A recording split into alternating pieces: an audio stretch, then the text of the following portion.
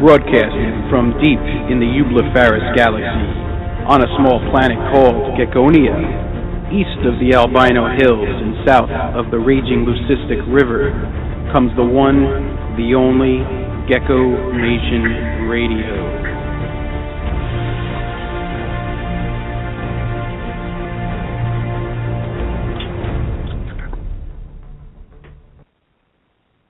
Good evening, citizens of Gecko Nation. It feels like haven't done a show in a couple weeks. That's kind of because we didn't. We took last week off. It's great to be back on the air with everybody. I see the chat room's filling up nice. What's up, everybody? Glad to be back doing it. Let's go ahead and bring on Mr. Co-host Tim. What's up, Tim? What's happening, Dave? Did you say the date? I didn't say the date. I forgot. Thanks for reminding me. I gotta keep you on your toes.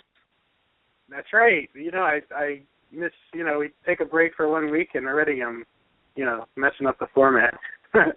Today is October 26th, 2014. Almost time for Halloween, everybody, so that's going to be fun. Couple important announcements coming up. Number one, first week of November, all right, after Halloween and all the fun of that, we're going to be doing a special auction in Gecko Nation Marketplace, all right? And a bunch of people are getting together, John Scarbrough, a whole bunch of people that breeders, and we're going to be auctioning some animals off specifically for Christina's Animal Rescue. We had Christina on a few months ago, and she runs a legitimate animal rescue operation here in Pennsylvania. It does a phenomenal job, always taking in big alligators and snakes and lizards, turtles, all kinds of stuff. I think she's got a dozen alligators now, and it all costs a lot of money to run something like that. So what I want to do is I like that we have a good following now with Gecko Nation, so I want to do something to give back, and I think the best way to give back is to help one of these rescues. And some of the rescues, a lot of great rescues out there, yes. We can only do so much though, so I picked this one, and I hope you guys will like what we do. It's gonna be like a 3-day auction. It's gonna run from a Monday to a Wednesday, so we're not gonna drag it out too long because people kind of get their attention spans wander if it goes longer than a few days. So that's gonna be happening right after Halloween. All right, so get ready for that. Next thing I want to remind everybody about, very, very important, of course, and this is ending next week. Okay, so we got 1 week left for the RAACA raffle. Okay, it's reptile and amphibian. I forget what the letters stand for. What does RACA stand for, Tim? I forgot. I don't know. You were going for it there. Reptile and Amphibian Community. Is it auctions? I think it's auctions. Yeah, something like that. But anyway, RACA does so much for USARK. Okay, Jordan Russell runs it and just does an amazing job fundraising for USARK. And if you don't really follow what USARK is, you really should, because we're in danger of losing herpetoculture to bans and government overreach, and it's just becoming a nonstop legal battle, and the legal battle costs money. So we have USARK out there fighting for us, but we need to support them with our money. So there you have it, folks. Get involved. The easiest way to get involved is to, get in on this raffle. Okay, the prize this time, the first place prize, is a trip to Costa Rica, and the tickets are like $20. So even if you don't win the first place prize, there's a second place and a third place, and I think even a fourth place.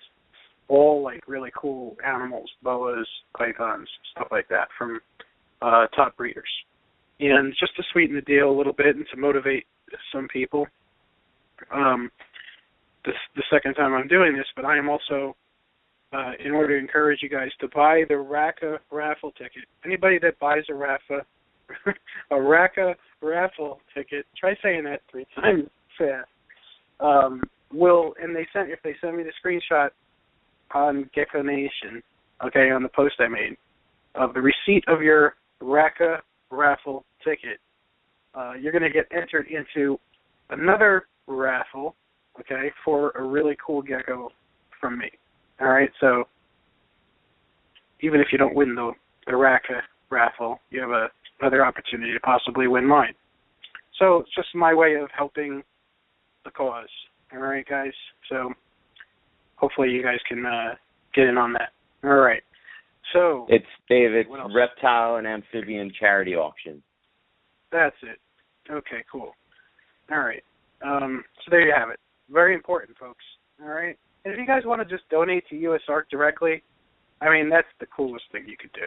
All right. Become a member, donate what you can, and just know that every dollar you donate, you're helping support herpetoculture, okay? Because there's a very, very, very good chance that with all these new laws that they're trying to pass, that we may not even be able to own any exotic animals in the future. So we have to fight legally to protect us, all right? It's so important. You guys hear me talk about it all the time. And I'm just reiterating for the new people that are just joining the show tonight. All right, so let's move on to some other things. One last thing I wanted to mention about our sponsor, Dale's Bearded Dragons, okay? They are now becoming the East Coast master distributor for FlexWatt, all right? So they're going to have FlexWatt heat tape, and FlexWatt is the top-of-the-line heat tape. It's not the imitation from Korea. It's none of that junk. FlexWatt is the good stuff. They're going to have FlexWatt at all the shows they attend, and they attend shows from Maryland all the way up to Maine, I believe, or New Hampshire. So, you know, if you guys want to contact them directly on their website or on Facebook for your FlexWatt, or you could see them at the show. And make sure you mention Gecko Nation Radio for a discount. All right, cool. All right, Tim, why don't you tell us a little bit about what you've been up to lately? Not much. Last weekend we had the Long Island Reptile Show, which went pretty well. I actually had some geckos on my friend John Heiser's table, and so because of that, I didn't have too much time to walk around and look around. But I got to chat with Matt, who was there, not vending, just hanging out at the show. And that was cool, and met some new people and gave out some Gecko Nation radio cards. So hopefully we'll have some new listeners joining in tonight. Cool. All right. Well, you know what? I already see a bunch of unfamiliar phone numbers in the call queue that are listening. So it probably worked. Probably do have some new folks listening. So that's awesome. All right. Well, let's see. Is there anything else? No, there's nothing else as far as announcements that I want to say. So let's go ahead and mention our impressive and amazing, totally cool sponsors. Check them out. Gecko Nation Radio is a David's Fine Geckos creation and production. You can visit the show's Facebook page at Gecko Nation Radio. I also have a great family-friendly group on Facebook called Gecko Nation. Apply for membership today. Gecko Nation Radio is sponsored by Reptiles Express is the absolute best live animal shipping company with great low rates. Debbie is the queen of customer service and will make sure your precious cargo gets to where it needs to. They also have a wide array of shipping supplies from deli cups, snake bags, heat packs, and more. Visit reptilesexpress.com and become a member today. Longhorn Geckos is a father and son collaboration. Daryl and Kate Burton specialize in the best Super Tangelos, Pastel Raptors, white and yellows, and really nice wild types. Follow them on Facebook at Longhorn Geckos and on their new website coming soon. Ohio Gecko is famous for amazing tangerines, snows, and other very unique leopard gecko projects. Thad also has some incredible fat-tail morphs available from stingers to starbursts. Visit him online at ohiogecko.com and at expos in the Northeast. He is also the owner of geckoforums.net. Dale's Bearded Dragons is your one-stop source for any reptile supply products that you may need, from Exoterra, Zoomed, Rapashi, Repcal, Fluker, and much, much more, and all at 20 to 50% cheaper than your local pet store or big chain pet store. They are also the biggest reptile supply distributor at most of the Northeast expos. Contact them directly online at dalesbeardeddragons.com or message me on Facebook and I'll put you in touch with the owner. And if you're looking for quality food for your dubia roaches, crickets, mealworms, and superworms, look no further than MS2 Premium Insect Chow. Made with reptiles in mind, it contains no dog food, cat food, or chicken mash. Using only vegetable proteins and high-quality ingredients, MS2 Premium Insect Chow will have your feeders making a beeline for it. Contact ms2ent.weebly.com, or it can also be purchased at Rainbow Mealworms and AB Dragons. That's right, folks. And speaking of AB Dragons, they have a standard 5% off code for Gecko Nation radio listeners, and the code is Gecko, all in caps. Okay, and that'll get you 5% off anything they have for sale. Okay, Tim, I have a very serious question to ask you. I haven't asked you this question in a couple of weeks now. I hope you get it right. All right, so listen carefully. You know, we have a lot of new folks listening tonight. We have a lot of new people coming into the leopard gecko hobby and the gecko hobby in general. And we want them to get the best information. We want them to learn the history, and we want them to find, really good intel on what they're about to embark on. So what do you think, besides Facebook, what do you think the best place for them to go is? I don't think Facebook should be even mentioned, but as I emailed every one of my customers from last weekend's show, I recommended that they all go check out geckoforums.net. Congratulations. You're absolutely right. Well, I have to mention Facebook because you know what? It's tough getting people off of Facebook. I swear. I mean, these people are finding, a lot of great new people are finding the hobby through Facebook. So, we want to try to get them away from thinking that that's the only place that they're going to be able to find their information. And, you're absolutely right. Gecko Forums is the place for you guys to really learn the gecko game. And if you're coming into this and you're going to take this seriously, there is so much that you're going to need to know. A lot of you guys have really great, ambitious goals of, making yourself a little business out of this, and we're going to talk about that stuff tonight.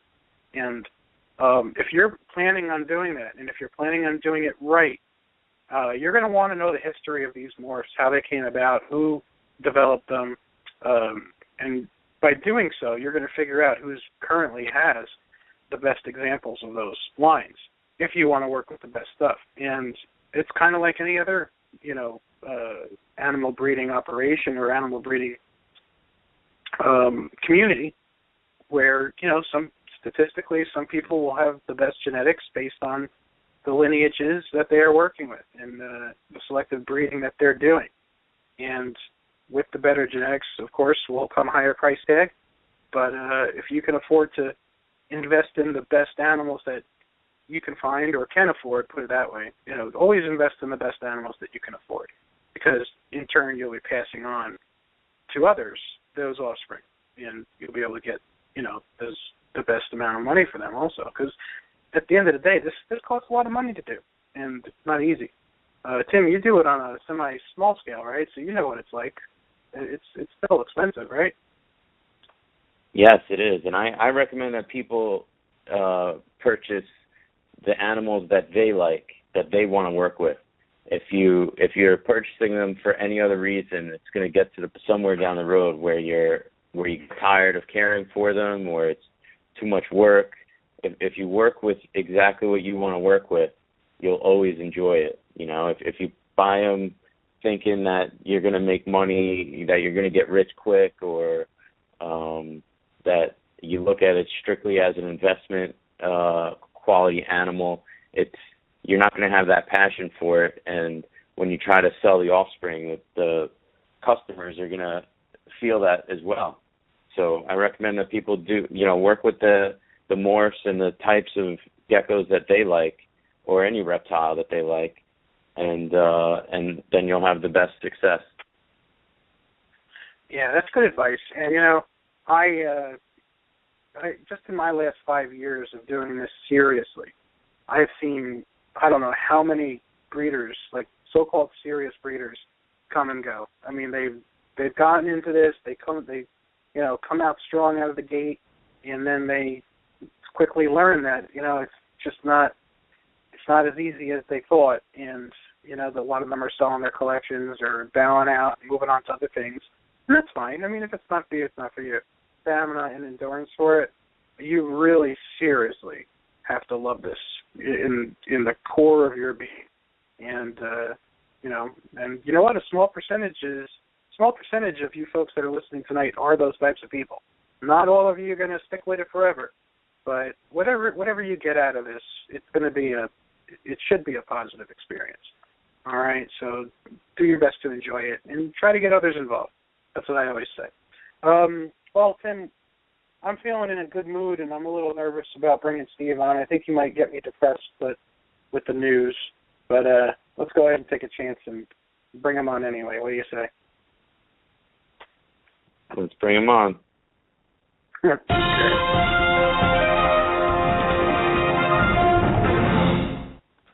Good evening, Geckonians. What's up, Steve? How are you? What's going on? Pretty good. Long time no talk. I know. Seems like a while, too. It does. We only took 1 to... week off. Why does it seem like it's been so long? I don't know. I don't know. So much going on. I saw that awesome Captain America costume, Halloween costume you made on Facebook. That's great. Oh, thank you. Yeah, I've been working on that for about a month now. It came out fantastic. It looks great. Thank you. Yeah, it's funny too, though. Seeing you dressed up as Captain America is kind of funny, but great costume. Thank you. Yeah, I always go out with my kids. I dress up all the time with them. That's cool. So what do you got for us tonight? Are you going to depress me and make me want to jump out of my window? No, actually, I have all good stories tonight. Oh, thank God. You did it for me, huh, Steve? Yeah. That's awesome. All right. Our first story out of Scotland. A Scotland Animal Welfare Charity was alerted after a member of the public spotted a 2.5-foot-long snake in the street. When Senior Inspector Bill Linton arrived, he was amused to find a toy snake that they trapped under a cardboard box. So it was just a toy. They were freaking out over a toy snake. Yeah. All right, and sticking with snakes, a snake thought to have gone extinct in 1969 was spotted in a city in India. This is pretty cool. A snake entered the compound of a residence in India. I'm not even going to try and pronounce the city. But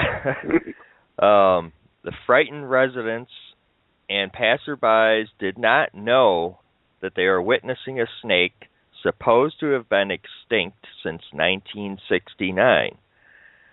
The snake was later identified as the Indian egg-eating snake or Indian egg eater. So that's pretty cool. Yeah. Yeah. Nice. That's awesome. All right, and leading into our last story, which is also a snake, a 20-foot python named Thelma, 11-year-old reticulated python, the longest species of snake in the world, laid 21 eggs in the summer of 2012. This is despite having had no contact with a male in her 4 years at the Louisville Zoo in Kentucky. So she laid 61 eggs. This was 2 years ago, and there has been debate over whether or not she retained sperm, and that's how she laid them. Well, after 6 months of extensive testing on the shed skins of the mother and her daughters, only 6 of the eggs hatched out of 61, so that's not very good odds there. But a study has been published in the Biological Journal of the Linnean Society confirming that Thelma was the sole parent through DNA testing. They confirmed that she was the sole parent and there was no male involved. The research revealed that offspring were in fact the result of terminal fusion automixis, a process whereby cells known as polar bodies fuse with the egg to trigger cell division, effectively acting as sperm. That's pretty cool.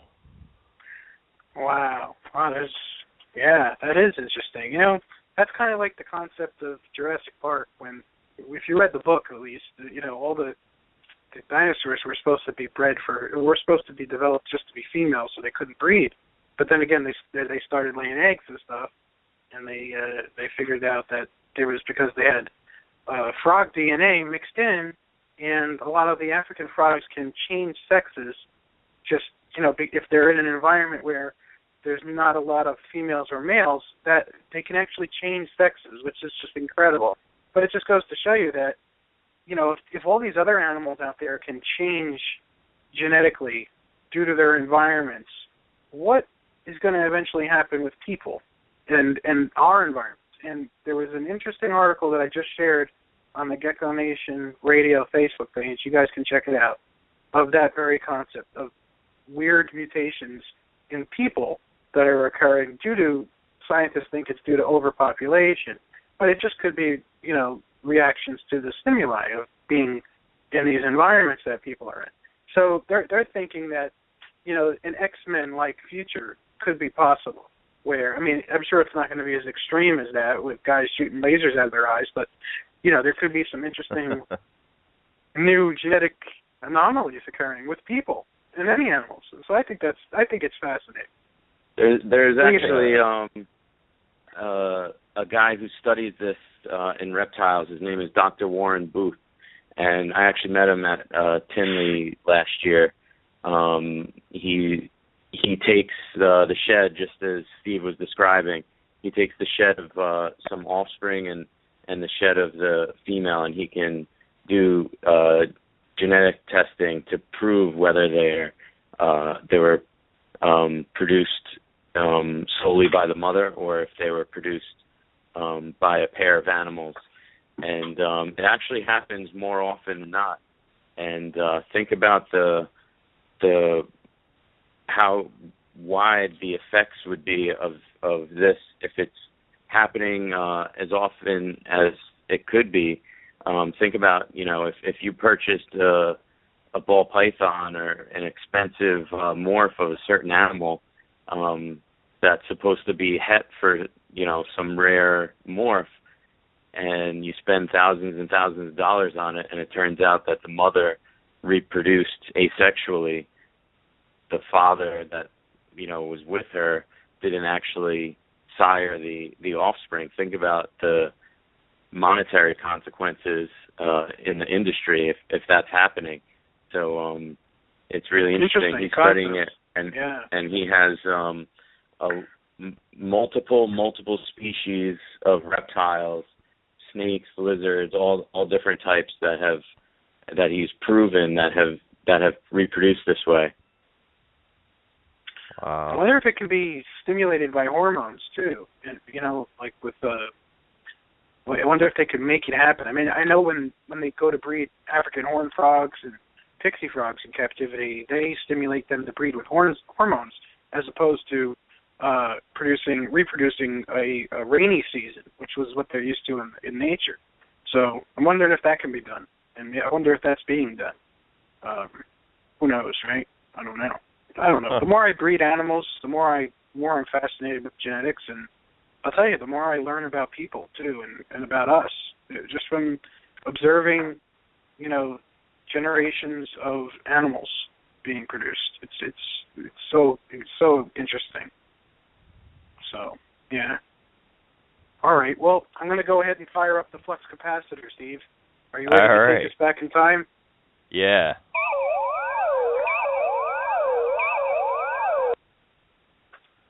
All right. September 28th, 2005, not so long ago, rare reptile hatched at the Fort Worth Zoo. In Fort Worth, Texas, zookeepers have bred and hatched Texas horned lizards. The zoo was the first in the state to hatch one of these reptiles. So that was September 28th, 2005. Wow, those are cool. I love those. Yeah. If they weren't anteaters, they'd be much more I know. common. Yeah. That's the thing, I saw too. Some, oddly enough, I saw some baby horned horned-toed lizards at the Hamburg show this past couple weeks ago. But somebody had some. Don't they almost constantly eat? Isn't it? They need because they're like dragons. They got to eat all the time. Yeah, and they like being kept really warm and dry, and yeah, it's not for everybody. And people are buying them, and I was just thinking, I know most of these aren't even gonna. These people aren't going to be able to care for them properly. I'm hoping they were, but I don't know. Yeah. They're tough species. Yeah, but all right. Well, what's going on in your collection, Steve? How's everything over there? Pretty good. I'm just pairing all the snakes up now. Everybody's getting paired up, and I'm hoping for a better season than last year. Oh yeah, and by the way, python. Wednesday geckos I'm were good this year. Okay. Well, Wednesday I'm sending out a bunch of geckos. I have to do a shipment, and why don't I send you out my fire too on Wednesday? Is that cool? Yeah, I'm pretty sure. I'll let you know. I have to check to make sure someone's going to be home, but okay. I'm pretty sure. Pretty sure that'll be good. Okay, cool. Yeah, he's ready to go. He's huge. He's definitely breeding size. So, if you can use him for something cool there. Yeah. Steve, all right, Steve. Thanks so much for giving us all good news tonight. Oh, yeah, you're very welcome. Awesome. All right, until next week. All right, I'll see you there. Yeah, give out your information real quick, Steve, so people can find you. Check me out on Facebook and YouTube under BC Barker Creations. That's right, folks. All right, Steve, until next time.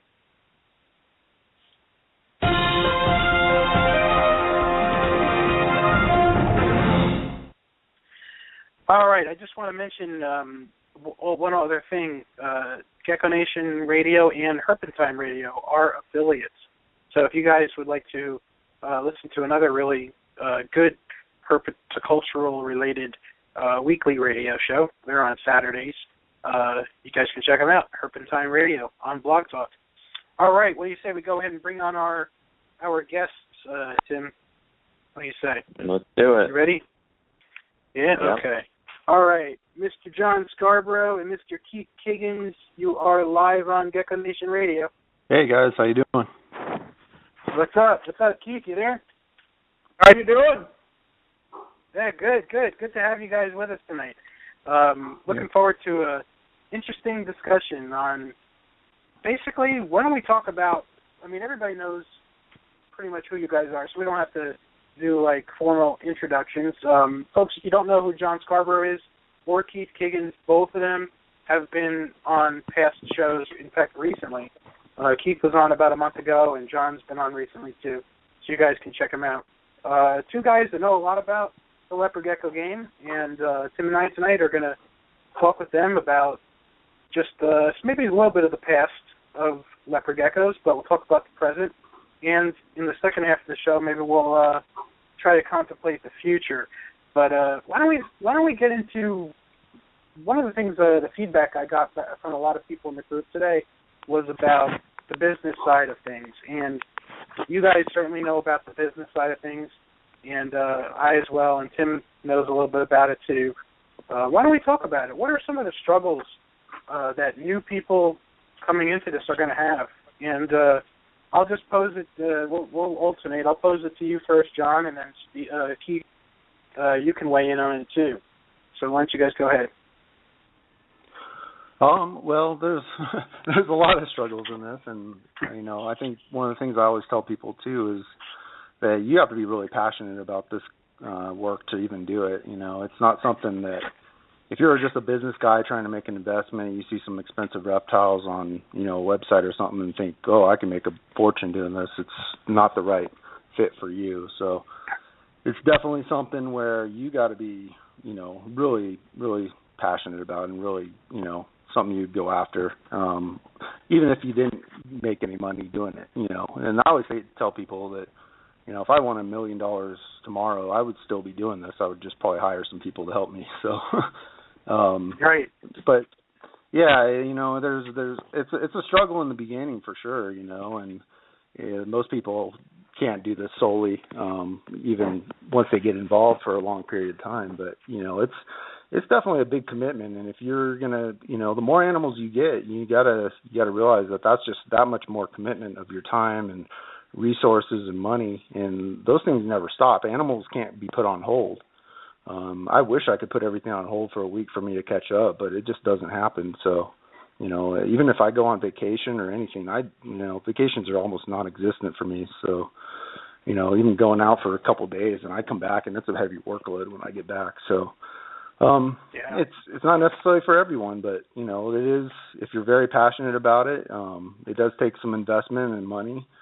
I try to run as lean as possible. I try to keep my cost down to as low as possible, because that's really the only way to do even decently in this hobby. So, I breed my own feeders. I haven't purchased any feeders except for a few thousand crickets here and there for half a year now. So it's really things like that really help out and help keep the cost down, and it lets me do other things too, like invest in new animals, which I think is key. Also, you got to be pretty cutting edge in this business, where if you kind of let things go and you don't really reinvest and you lose motivation, if you're just breeding the same thing over and over, people are not going to stay interested. So I put a tremendous amount of money into my animals in the last couple of years, so it's and it pays off. It really helps you create those cutting edge animals and those things that people are looking for. But yeah, and other breeders told me this when I first started in the hobby, and one thing is most people won't see a profit for 4 to 5 years at all. If you can probably do it very small, and maybe see some money depending on how lucky you are and how much care you put to your animals. But for the most part, if you're trying to grow this business into something sustainable, it's going to take years to do. And it's not saying that it can't be done, because it definitely can, but you got to be passionate about it. You got to be able to put an investment into it. And, the drive and motivation, it's got to be there. It's going to get, be patient. It's going to take a while. That's why a lot of people get out in 2 or 3 years. They think, oh, man, it's only going to take me a year or two to get up to size, and it just doesn't happen that way, No, definitely not. What do you think, Keith? John touches on a lot of it, and I know I talked about it at the end of the show I did before. I think it's important to stress that you don't have to breed these animals in large quantities, and you don't even have to breed them at all if you don't want to. And for the beginning hobbyist, and it's written and it's been said and repeated, have an outlet. If you're going to produce the animals, have an outlet. And that's, my best advice still is focus on your infrastructure. And maybe that's just because that's what I do in the computer world, is infrastructure, where, I'm more about a baseline. I'm more about, I need all my racks set up the way I want them. I want my operation to run efficiently, and then I worry about the animals that I need to put in those tubs. Because I think most of us, and I'm guilty of it completely, most of us just produce too many animals and have no place to put them. And my biggest advice is to focus on things like thermostats and racks and heat and environmental factors, and then start collecting your animals and learning your animals, because you can't sit on Facebook and learn this hobby. You have to learn the animals, and only they tell you what they need, when they need it, and if they need more of it, and if they don't need it. So that's my take as far as, I think husbandry needs to be stressed as a baseline. And then, business is a dirty word, but the bottom line is if you really want to do this, you should best be studying up on your business, because cutting costs like John does with no feeder costs, that's huge. I mean, I spent hundreds of dollars on feeders. If I could do it differently, I would, but not all of us in that position. So, I have to be more efficient. I have to say, what's my bottom line here? And, I'm not doing this at the scale that John does, nor am I making my living doing it, so I'm fortunate in that respect. I imagine 98% of hobbyists are, and probably a great many. There's not a ton of people that are doing this for a living in the grand scheme of things, but it's doable, and you can do it, and it's truly, it's realistic. One of my friends, that he quit all his jobs and did what John did, and he has it laid out. He knows exactly how many feeder insects he needs to go through in a year. He knows how many geckos he needs to produce. He has that many tubs specifically set aside for them, and he does that with all of his animals, snakes, lizards, whatever. So, it's treating it as a business, I think, is an important factor. And as dirty of a word as that is, if you're going to be successful, you probably want to, at the very least, understand why the business runs the way it does and how to do it the way that will work for you. So, right, I agree. And the business end of it, I think, understanding that it does cost money to do this, and the only way any one of us, even you folks listening, if you guys want to do this, even on a small scale and break even, you're going to have to learn how to do some marketing. And you're going to have to learn a little, just like what Keith said, you're going to have to learn a little bit about business. And sometimes it's not something it's not for everybody. Sometimes, business, I'll tell you the truth, for me, the ins and outs of taxes and business is kind of confusing for me. And I kind of have a mental block about it. But I do the best I can with it, and, it's not for everybody. But I think you guys listening should embrace it a little bit. I don't think making up a name, ABC Geckos, and which I think is a requirement, but I don't think making up a name and making up a Facebook page is the only thing that is going to make you any bit successful out there. Everybody's doing that, yes. And we do have a million different types of gecko pages out there. It's kind of hard to figure out who's who and what kind of genetics they're working with. But and that's one of the things that the new people are facing. So, John, what do you think you can say to people like that are getting involved now, and they are considering making this into something more? What are some of the first steps they need to take? I'd first say that, if you're going to breed, you're going to start a business. Not all businesses make money, and even if you're in the hole every year, you still are creating a business, because otherwise you're going to be keeping all these animals. And if you're going to be selling these online and doing that, you have to create a business, and that's the way it is to it. So you might as well, even if you're going in the hole, you might as well not go into the hole as bad, or try to break even. And so you got to think of, if you want to, a lot of the money I make with, like, say, leopard geckos and stuff funds my other stuff that I kind of consider my fun stuff, that I don't really make anything. If anything, I'm definitely in a hole on, some of the other species I work with, and some of the things are fun, and a lot of those things I keep and I get just because they're, for one thing, I like them a lot, and it keeps, the boredom down. Did we lose them? Hello? Can you hear me? No, yeah, I hear you fine. I can hear you. Oh, okay. But yeah, the other species and other things, keeping it exciting is important to me. That keeps me motivated. And, when I'm going through, 1051 racks of baby tubs, every week, it takes some motivation, some, especially because you're doing it on your own. There's nobody, sitting behind you besides the animals telling you got to do this, and Yeah. So, yeah, I think, even if you're starting off and even if unless you're just keeping them as pets, you got to kind of think of it as a business. And you got to think, I can't spend so much money on this or that, or I can't just buy whatever I want here or there, it depends on your money and your time, of course. But, thinking about these things, how you're going to sell them, as Keith said, is very important. You just can't put them on a small Facebook page with 100 likes and expect you're going to sell every animal you produce, because it's just not going to happen.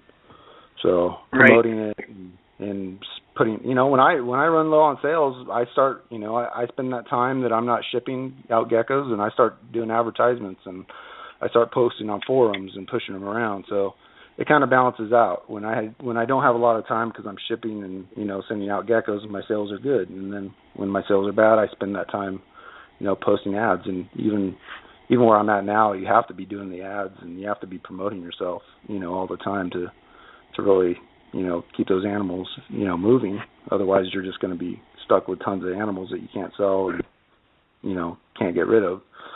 And I think that comes down to, not being lazy about it. I know there are people that don't want to put in the work to try to really sell these animals, and they don't get the prices they should for them. And they get discouraged about that, and they resort to other things, as posting them on auctions, or they post them super discounted prices. And I mean, it's good to have discounts and stuff, but when you're just blowing them out for not what they're really valued at, I don't think you're really putting the effort that you should to really sell them. That's a good point. And the people that are buying these like higher end animals at really big discounts should be aware that they may be getting a good deal, but everybody watching is kind of going to know what you paid for it. So chances are you're not going to get any kind of good money for the offspring that you produce. And I don't know, it may not work to your benefit either. Just from my perspective, what do you guys think? Do you think that will affect the market value of some of the animals in the future? Go ahead, Keith. Keith, sorry about that. No, Hello? Yeah, I'm trying to figure out this phone, and it is acting odd, so I wasn't doing anything. We can hear you, okay. Can you hear me? Now I can, yeah. Yeah, I was trying to change something on my phone, and it wouldn't work, so I didn't mean to interrupt. No, that's okay. Well, I can go ahead and answer, Dave. That's fine. Yeah, go ahead. Go ahead, John. Yeah, well, I think of course it affects the market. There's a lot of things that affect it. And the big thing is perception. When people see geckos that are, they thought were valued higher, and they see them sell for lower amounts, do whatever reason, whether somebody's selling them, whether it's an auction or whether it's a major discounted price, or it does affect the market for sure. And sometimes I have too many of one gecko, like in my opinion. But I won't post every one of them for sale, because I don't want to flood the market with 50 of them, or put that perception out that there's tons of them out there, or that they're not selling. It's a lot of it's perception on these things, and it's one thing I've told customers that are worried about purchasing a higher amount or a higher dollar animal, and it's some of the things I don't flood the market with a specific animal, and I don't get on there and sell you a $500 animal and then push it for $100 the next year. Most of my stuff, I keep at a reasonable level for a long period of time, and I think that's the way it has to go. It would be easy for me to throw out a bunch of animals at way lower prices and get rid of them. I have a ton of animals at this time of year, and it's it's hard for me to take care of that many, but I'm not about to just destroy the market on it. And I think if anything, because I work with specific morphs, if I sell certain morphs way too cheap, or I blow them out really too quickly, like in an auction situation or something, I'm really hurting myself, because I'm the one selling that, and that animal, over time goes down in price just because of it. I mean, we've seen it in the ball python market, especially where prices have just gone, ridiculously low. And it's a lot of factors, of course, but there's a lot of people pushing these animals at lower prices. Good thing we have in leopard geckos, though, is that genetics and buying from the right person mean a lot to different breeders. Somebody was telling me that they saw a white and yellow radar for like $300 the other day or something like that. I think it ended up being a lie, but still, they said they saw one for that price, and I'm just like, I would never buy that animal because I don't know where it's from. I don't know what it's set for. Anybody can, possibly produce that from junk animals, but it's really taking that pride in the animals you have and not, somebody that cares about what's in them and not the hidden hets and stuff that are in them. So, I mean, you can buy a white and yellow radar from 10 different people and get, genetically 10 different animals, and, it's just not worth it to cut corners a lot of times. Yeah, when you I don't know if I'd be tempted for, 0.2 nanoseconds, but then I think about it, well, when I go to sell it, people are, anybody that's going to be interested in that is going to want to know the history, the genetic history, and they're going to say, well, what's the lineage on this gecko? Where do the genetics come from? If I can't honestly say they came from, Ron Trimp or John or somebody, they're not going to buy that gecko, and they're within their rights to not buy it. And it's just the way it is. I guess when you take this very seriously, genetics is everything. One of the things, I don't know how you two guys and Tim are affected by this, but one of the things that affects me is, I get a lot of people coming into the hobby, and which I think is great, by the way, but a lot of people are, making the common beginner mistakes. And why don't we talk a little bit about some of the beginner mistakes that people make? I've made them. We've all made them. So don't feel like it's bad that you did. It's just part of the learning process. But one of the ones that frustrates me a lot is, what morph do I have? And it's only because I've been posed this question a million times now, at least. But, you want to tell people it really doesn't matter what morph. If you have to ask what morph you have, then your gecko is, worth $5 at the most. And, it's really just a pet animal that could make a great pet for many years. But it's nothing, that any breeder would consider, for a serious breeding project. How does that affect you guys? We'll start with Keith. Does that question get posed to you a lot? Well, I see a few. I catch an email every now and again, somebody wanting some help with their animals, and I think the immediate assumption we're making is that everybody is needing to breed these things, and that as a beginner, you need to define what are your goals. What exactly are you trying to do? Are you trying to breed them because you want to understand the process of eggs hatching? I think that's super cool, and I don't have a problem with that. Do you think you're going to, be able to, are you going to turn this thing into some sort of business, sell, all that good stuff? Well, then you probably better, maybe think your way through things a little better. But, it's certainly a beginner mistake. The Craigslist saves, the Petco saves, and the Pet saves. But, guess what? We all bought animals in those places way back in the day, I betcha. I know I did. So there's nothing wrong with that. But if you're trying to become a player, so to speak, in the market, it's probably not the place to start. If you're getting your kid a pet, different story. That's a common one. Husbandry, I think, is still pretty critical. A lot of people still relying on heat mats, aquariums, and things of that nature, and their animals aren't going to thrive, probably not going to suffer, but, just things of that nature that, I stress starting out small and starting out learning to understand your animals is more important than jumping in feet and buying a rack and 17 geckos and, just go nuts. So that's kind of my take on the beginner thing, is you just give yourself time to learn and have fun learning. Mm-hmm. I think a problem. I think a problem that, as us as breeders we have sometimes is we automatically assume, kind of as Keith was touching on, how we all automatically assume these people are breeding these animals. And I think I don't disregard that question too much. I always answer everybody, or I at least try to. And if I don't answer, it's just because I, got busy or I, missed it somehow.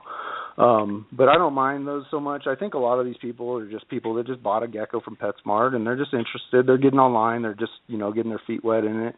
And they're like, oh, I wonder what morph mine might be. They're not planning to breed it. And I think we as breeders, we get this tendency to always feel like, these people are going to go out there and try to breed this animal automatically and make a bunch of money because they see that. And it could be true in some circumstances, but, that's kind of, labeling everybody the same when a lot of people are just wondering what they have and they're just interested about it. I see a lot of these PetSmart geckos that are probably max nose or something like that, or jungle type pattern. I mean, it takes me, probably less time to just answer them super quick in a one sentence answer, and rather than sit there and cringe about it. So for me, I just try to, I might be a little bit blunt and quick about the answer, or short. I might not go in too involved, but I will answer you. And I'll just say, it looks like a max no jungle with no het or unknown hets. I always put that at the end because obviously there is no known hets on it. But I mean, I think we as breeders, we need to realize that a lot of these people are probably not going to be breeding anyway. So it's not going to harm to answer the question real quick. And I mean, if somebody says, "Oh, I'm going to breed and make a bunch of money," then maybe we should, set them straight a little bit. But yeah, it's a common question. I get it all the time. Everybody gets it all the time. I get a lot of basic questions. I try to do, my care sheet covers almost everything, so I send them to that. And if they don't read my care sheet, they miss the question. That's pretty much everything's answered on there, and everything. Other videos that I have on my YouTube and stuff answer pretty much all these questions too. So, I can refer people really quickly to those, which makes it easy. Yeah. Ron Trepper's book is out of print, and there's no copies left, so I can't even, recommend that book anymore to them. Do you guys know of any other good leopard gecko books that are out there? Honestly, I think there's enough information on the Internet that you don't really need it. And I'm just saying that because I'm selfish, and I put a lot of time into my website, and I think people should go to my website. But, I've got all the Tremper books, and there's a lot of repetition and all that. And, it's not new information. It's not rocket science. So it's sad because they're great resources. So if you can get your hands on them, do it. Like I say, I've got all of them. I can't find my first one with Philippe de Beaustrelet back in '98. I lost it apparently. But I mean, there's websites. John's website, VMS Herp, has some of the best genetic information you're ever going to find. If you want to learn genetics, that's where I send people. Period. I don't care about leopard geckos. I care about Punnett squares and simple recessives and codominants and what are genetics? What does it mean when we talk about genetics, rather than just say, Tremper albino, Bell albino, and et cetera, et cetera. So, I don't know any real great books, but I think they're all very repetitious anyway. And I think there's plenty of websites. GeckoForums.net's got plenty of information on it if you're willing to look. So that's kind of where that's where I send people when they ask. Okay. I mean, I agree partly in that, but I think having a handbook to refer to is kind of like, you're not going by different opinions online. Of course you're going by somebody's opinion, but it was a published opinion, so it can be kind of relied upon. So if you're new, I think having a book is essential. That's just my opinion. I think a book is very important. I grew up reading books, and I know times are different, and everything is online, but a lot of times you don't know, or you're unsure, and you're going to get varying opinions and varying ways of doing it. I don't know, but you guys will. If you guys listen to our advice, you'll find your way. And it's not, it's not for the faint of heart either. Now, a lot of new people are going to experience competition, and competition in business. If you're not prepared for it, I think everybody's going to have growing pains when it comes to dealing with competition on any level of any business, on any level of any game. And, some of you folks out there probably maybe you were very competitive in sports, and you may have a good grasp on dealing with competition. Folks that don't, it's a new ballgame today. People on Facebook can be very, adversarial, very just plain mean. And we see a lot of new folks trying to get a jump on the game by, coming in very loud and just, trying to tear down big breeders. all kinds of crazy stuff. You guys see it. What do you think? What kind of advice would you give to new people about competition in business in the gecko game? Either one of you guys can take it first. I'd say that it's very intense out there, and you just got to. I've always kept a position where I kind of stay out of everything. I pretty much stay friends with almost everybody. When somebody completely attacks somebody else, I'm not going to, totally disregard it or anything. But staying out of it's the best procedure. The more you get involved, the second you post in one of those on one of those comments and stuff, unless you like doing this, you're involved, and people are going to start calling you out, and people are start, giving you problems about it, and I just try to I'm as honest as I can be about the business, and I've always had that policy. I try to be as completely honest about everything, I rarely make up new names for animals, literally has to be like something, 5 generations in and line bred, and I try to be completely honest about something, and I think that's key. Like if you're completely honest about things, you're not trying to deceive people. People are not going to have a reason to come after you for these things. They're not going to feel like you're trying to pull a fast one on everybody. And I'm not saying that certain breeders have, but it's just it's definitely happened. It's definitely people have tried to there's a marketing side to this business, and sometimes the good marketer can make a lot more money than the guy that's completely honest, but I'm willing to accept that, and I'm not willing to disregard my reputation for that, I let my animals speak for themselves, anybody can go to my Facebook page and look at my pictures, and, I think a lot of the animals speak for themselves on what I've done with them, so, just try to stay out of it as much as possible. If you're serious about this and serious about keeping your name good, keep away from it. It's the best advice out there. You can try to help people out, but sometimes when you get involved too much, you get somebody that's, your typical internet expert that's going to go ahead and start bashing you, or, they're just going to do it for whatever reason. You can really let it get to you. And it gets to me too. So, for me, I just really stay out of things as much as possible. Yeah, John's advised me to stay out of things too, and I'm going to start taking his advice a little more. I get drawn into a lot too, and I don't know. It's always sometimes when you defend yourself and you defend whatever someone's attacking, you wind up looking worse than that person. That's what I found today. So yeah, I think you're a great guy, Dave. I know that. I can see that in you. I think you're a very passionate person too, though, and that's sometimes when somebody says something about your stuff, you get very upset about it. And we've had lots of conversations where I tell you just to hang back and just let it go. It's really the way to go with this stuff.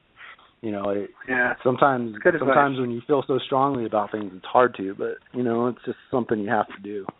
Otherwise you're just going to eat yourself alive with it. Well, part of being the host of a radio show is, I guess, talking and expressing a lot of my feelings. So I just want to come out and say something that has been bugging me a little bit lately, and I think a lot of people out there should hear this and maybe react to it in a positive way. Folks, we really need more people to take the U.S. ARC fight seriously, and seeing people not buy raffle tickets for the RACA thing and seeing them struggle, and that upsets me. It really does, and it makes me feel like there's a just apathy out there. Like people just don't care anymore, and like when our animals are outlawed, are you guys going to care then? I mean, seriously. I mean, today it seems like people just don't care about anything. I don't know, and it upsets me. It really does. And because I'm so passionate about this, it gets me down in the dumps sometimes. I mean, how do you guys feel about that? Oh, I strongly agree. I mean, I put it on my first page now. I have a link to US ARC on my home page now. What I'm doing recently too, and I think you should do this, and others should also, is if you go to usarc.org and you go and to the top and there's a thing that says print promo at the top, and you can, if you go to the 2014 promotional flyer for US ARC and just open that up and then print that out, in every box you send out a gecko to somebody, I include that flyer with it now, and I think that's was thinking about it in depth a lot, and I was, a big problem is that we have only the people at, at the upper end of the scale, like, myself or, even the bigger guys that really put a lot of effort into this and put money into it or donate, and we really got to get other people involved. And I think if you're sending out a gecko to somebody and they're already super excited, they're going to read everything that you send with them, rather than you just sharing a link on Facebook. You're really getting it directly to the people that are interested in this stuff. And the fact that they just bought a gecko from you really shows that they're really going to be interested in that situation. And I think it will have an effect. And I mean, besides me, like, donating animals for auctions and, me putting money into the U.S. Ark, I do as much as I really can at the moment, and I plan to do more. But, even though I breed geckos mainly, it's still something that can come down the line and affect us. You see how extreme these animal rights groups are, and you never, it's amazing that, how crazy these guys are. They don't want you to own a dog or cat. They're just not going after that first. They're going after, your big snake, and then it's going to go down the line, and they're going to say that our leopard geckos are invasive, and then because they're invasive in one town in the south of Florida or something, they're going to, ban them from here to, Wyoming to Utah or whatever, and Canada.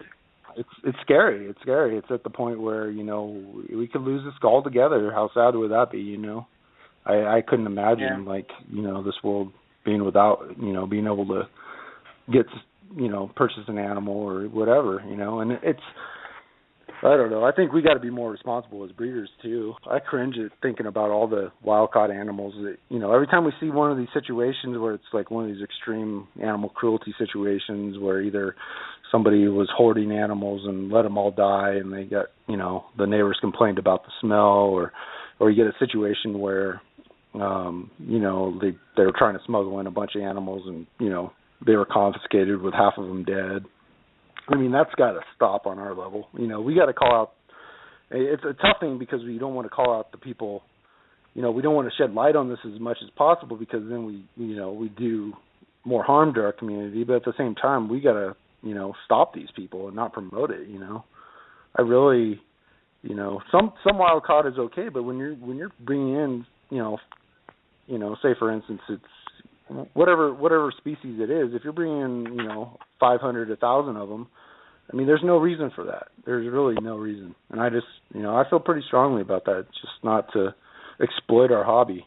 Some people do, and some people defend it no matter what. We'll defend anything that has to do with our hobby. But there's a dark side to our hobby too that really we that are being responsible and people that really, care about our hobby should be passionate about and really, fight for our hobby because, I'm not bringing in 500 leopard geckos to resell for, 50% profit. It's me spending the time and caring for each animal, and I really do care for each animal. And, it's most people at my size don't care as much as I do about each animal, which is, it's a hard thing for me, it's really hard. But I think it's important that, we really make our hobby shine the best light as possible.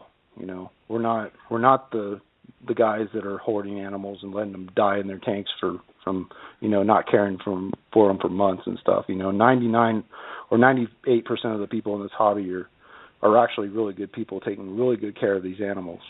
Same thing in the dog world. I cringe when I see a pit bull that's been, left on a chain outside in the sun for 5 days when somebody moves. It's like, when I bought my house or when we moved to Colorado, it was very, very, very difficult for me to find a house that would accept my 2 pits as a rental. And we searched for months and months, but I would not give up until I found a place that would accept our dogs because I wasn't going to turn them over, no matter what. Because that's just me not being responsible. And that's just coming down to everybody to take their own share and really realize that, this is something we could lose and this is something that's important. So I think, for the small time person, make sure that you're sharing these posts that we post about U.S. Ark because it is real. And make sure that you try to, at least get the membership with U.S. Ark. It's not that much. It's really not, And then you get the, for us breeders that are shipping out geckos, I mean, that was my idea, is to take this promotional flyer, which they have ready for you to print out, and you just ship it along with your animal. And I think at least 50% of the people that are getting those animals are going to read through that. I'm going to start doing that now too. I didn't know about the promo letter. Yeah, I'm glad you brought that up. I'm going to do that now too. You're going to pay more on ink and paper, but whatever. If you must, whatever. I include a care sheet. I might just be doing it on my next print around. I might be doing them back to back, like one on each side, so that way you're not wasting paper either. So. Well, Keith, we'll have you weigh in on it after the break. We're going to take a quick break, and we'll be right back, folks. Hang tight. Gecko Nation Radio is a David's Fine Geckos creation and production. You can visit the show's Facebook page at Gecko Nation Radio. I also have a great family-friendly group on Facebook called Gecko Nation. Apply for membership today. Gecko Nation Radio is sponsored by Gecko Boa Reptiles, is your source for the highest quality leopard gecko morphs and wild types, from white and yellows to radars, amazing tremper morphs, and rare subspecies. John is a world-class breeder and extremely knowledgeable. If you're looking for something truly special in geckos, contact John Scarbrough at geckoboa.com and on Facebook. Rainbow Mealworms is the largest worm grower in the world and selling to the public since 1956. If you need the highest quality mealworms, superworms, and crickets for your pets, contact them at www.rainbowmealworms.net. Ron Tremper is the biggest contributor to leopard gecko morph making, known worldwide for his amazing examples of living art. You can now download his Leopard Gecko Care app, his Morph Encyclopedia app called Leopard Gecko Pro, and visit his site, leopardgecko.com, to see where morphs are made. GiantLeopardGecko.com specializes in giant and supergiant leopard geckos with a focus on selectively bred, exceptional lines of many different morph combinations, including high-end African fattails and crested geckos. With over 17 years of experience in herpetoculture, Keith Kiggins brings you quality, integrity, and value. Check out GiantLeopardGecko.com on the web and on Facebook. Supreme Gecko is a great source for crested geckos, day geckos, and other species, including micro geckos. Wally Kern is a top-notch breeder and gecko enthusiast. Visit SupremeGecko.com for his available animals and supplies. abdragons.com is your source for the highest quality dubia roaches. Whether you're starting a colony of your own or just need feeders for your insect-eating herps, abdragons.com can't be beat in quality or price. They are also a huge distributor of FlexWatt reptile heat tape and have very competitive pricing. Check out abdragons.com online and on Facebook. All right, folks, we are back. And don't forget, with AB Dragons, you get 5% off your total order by using the code GECKO at checkout. I'd also like to remind everybody that in the group Gecko Nation, I've made a post today. If you guys want to get in on my raffle for the people that buy RACA tickets, please check out that post. Buy a raffle ticket from RACA, R-A-A-C-A, and that's Reptile and Amphibian Charity Auctions. And the tickets, I think, for that is $20, but you win a chance to go to Costa Rica and all kinds of other second, third, fourth place prizes. All right? And if you don't win any of that, you still have a chance to win a really cool gecko that I'm going to put up for auction. For raffle for the people that buy tickets and submit screenshots of their receipts for the ticket. So get involved. Also, just want to remind everybody about an upcoming auction in Gecko Nation Marketplace for Christina's Animal Rescue. A bunch of breeders are coming together with some really cool donations, so you guys might be able to get something really nice at a good price and also support a good cause. All right, we are back in the second hour. And right off the bat, I just want to thank John and Keith for sponsoring the show. And the show would not be possible without our great sponsors. So, John and Keith, thank you very much. You're welcome. Okay. All right, Keith, guys. why don't you, hold on, Tim. Keith, why don't you just answer the question I posed before the break, and then Tim, you can take it away. Okay. We were talking about U.S. Ark, if I'm not mistaken, correct? Yeah, absolutely. I'm catching up because I had phone issues and I had to make some technical changes. So, sounds like you still do have phone issues. Well, I'm on the cell phone, so it could get real interesting, but do my best here. U.S. Ark, absolutely a fantastic cause, one that I admittedly and ashamedly probably don't participate in as much as I need to, but not something that I'm going to ignore either. I love John's idea of printing flyers, so probably go that direction. The one thing that comes to mind, I just dropped into Repticon yesterday here in Denver, and I would imagine that almost every vendor there, with the exception of maybe two, probably have no clue who U.S. Ark is or what they're doing. And I wonder just how, because Facebook isn't the world of reptiles, and neither are forums. There's a much bigger world. There's places called pet shops, PetSmarts, Petco's, real pet shops. And I just wonder how much the grassroots effort needs to focus on places like that to get the support that we need. Because, when I think dirty animals, I immediately think of the local reptile stores. So I think that, that's a big challenge to us. If we're talking public perception, us little breeders that are sitting around in our cyber worlds aren't necessarily public perception as hobby. It's those storefronts.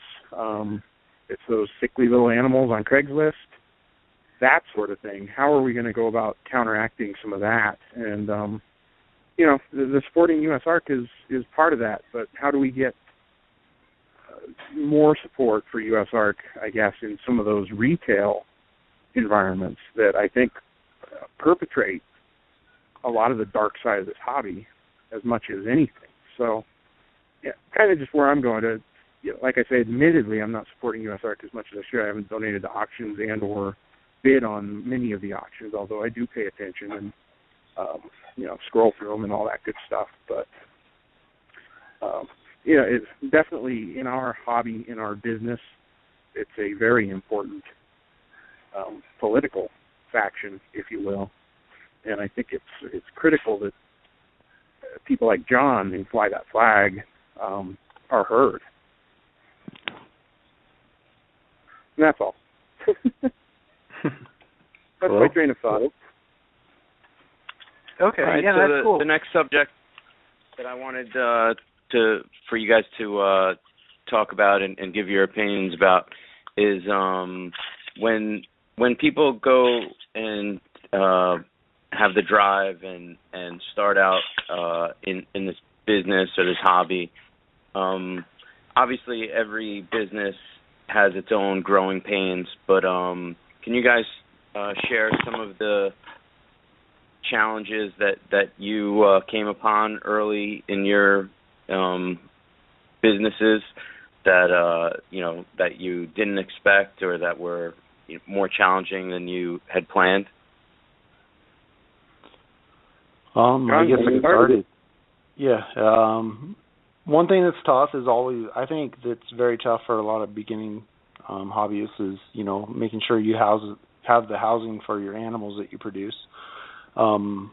For me, that was an issue. That was always a tough thing, and it's still something I struggle with because it's always buying a new rack, or back then it was building a new rack. So I'd be as busy as I could be, and then have to go down to Home Depot and buy some melamine board and build my own racks, and which I did for many of the years that I was starting off. I finally have switched over, especially once you go through a couple moves with melamine, you realize that you never want to, melamine's basically a 4-letter word to you at that point. So, for me, it was just, trying to keep up with everything, and, it's you're not making money at the beginning, so it's like, struggling to pay for feeders and struggling to pay for, your equipment and, trying to sell your animals. It's all of it's very difficult at the beginning, which backs up on itself. And it's not like the animals,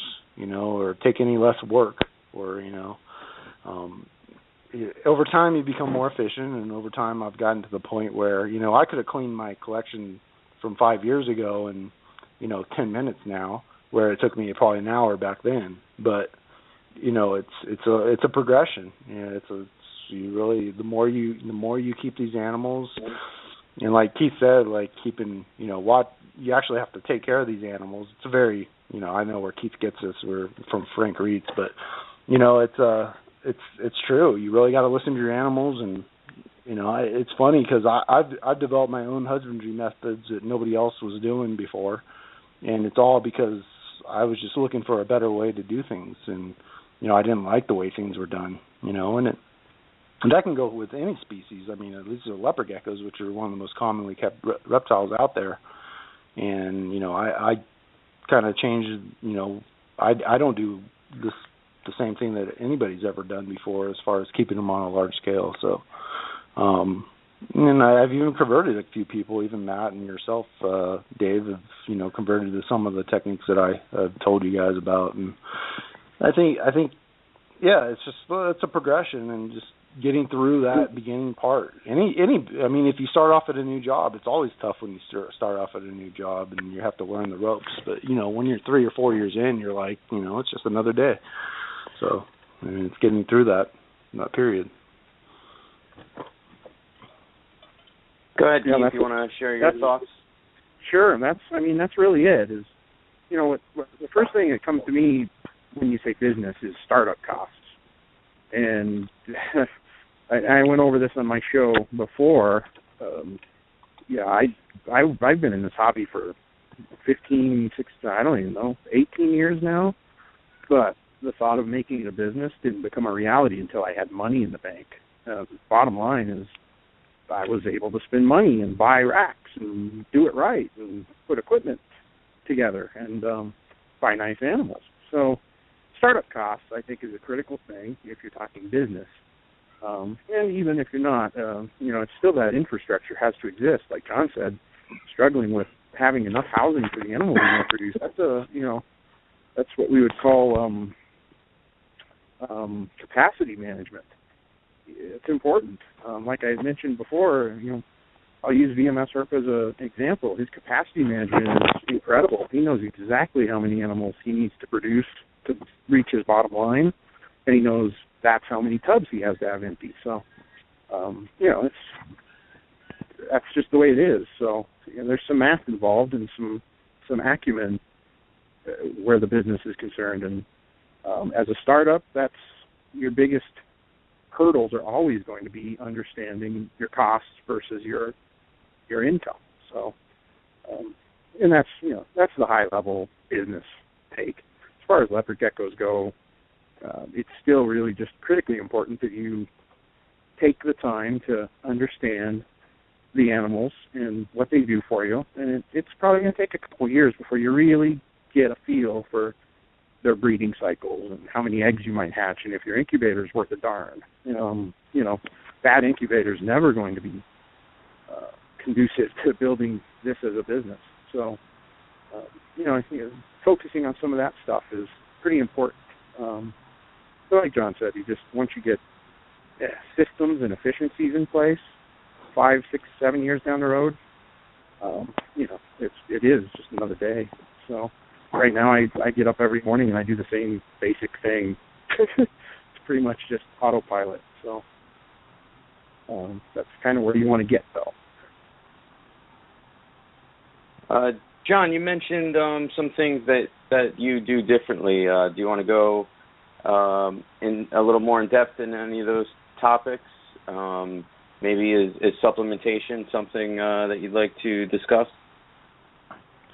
I can talk about supplementation, but I mean that's something that a lot of the bigger breeders use, which I kind of stick with the same thing, the Vionate and Osteoform mix. I do a little bit different on that, and I have a YouTube video that shows what I do. But some of the more drastic things that I do differently is I literally have a garden hose in my basement that and I couldn't live without it at this point. I have a sprayer on the end, and I have a big 55-gallon trash bin that's on casters that comes around with my food cart that goes around the room and rolls. And you shower. You shower with your tubs too, don't you, John? To conserve water. What's that? No. You clean the tubs. You clean the tubs in the shower too, right? Yes, only biodegradable soaps. I literally have a hose that I blast out everything and I spray. You know, when I miss something, I don't have to sit there and I have sprayers all around the room. You know, the pump sprayers, but at the same time, that's really when I don't want to walk across the other room and pull a hose around. But, you know, for the most part, when I'm working through, I'm spraying things. I use a mister like you use on your garden hoses. And, you know, same thing with the tubs. It helps clean things out, and I literally blast, you know, everything out of that tub every time I clean. You know, so it's a constant cleaning cycle. I don't really use water dishes for the most part, for most species. I just keep them misted and humid hides and different methods of keeping them hydrated. You know, I use steam cleaners a lot. I have a steam cleaner that's a very powerful, you know, high pressure and high temperature steam cleaner, you know, and that helps to eliminate some of the, you know, or kill some of the germs and stuff. But those are the main things. I mean, I have a lot of, you know, I like to use roaches and, you know, do the dubia, and I keep them in bowls so I don't have to be constantly feeding every day. And there's a lot of things I do differently, but that's kind of the main thing that I think a lot of people weren't doing before. We got a few really good questions from Rachel and from April in the group, and I'll bounce back and forth between some of the things that they wanted us to talk about. We already talked a little bit about some of the common mistakes that beginners make, and there's a whole lot of them. I don't know that we really need to go into depth about each, you know, all the different mistakes. But Rachel does ask, you know, I'm sorry, April asked this question. How long should a beginner keeper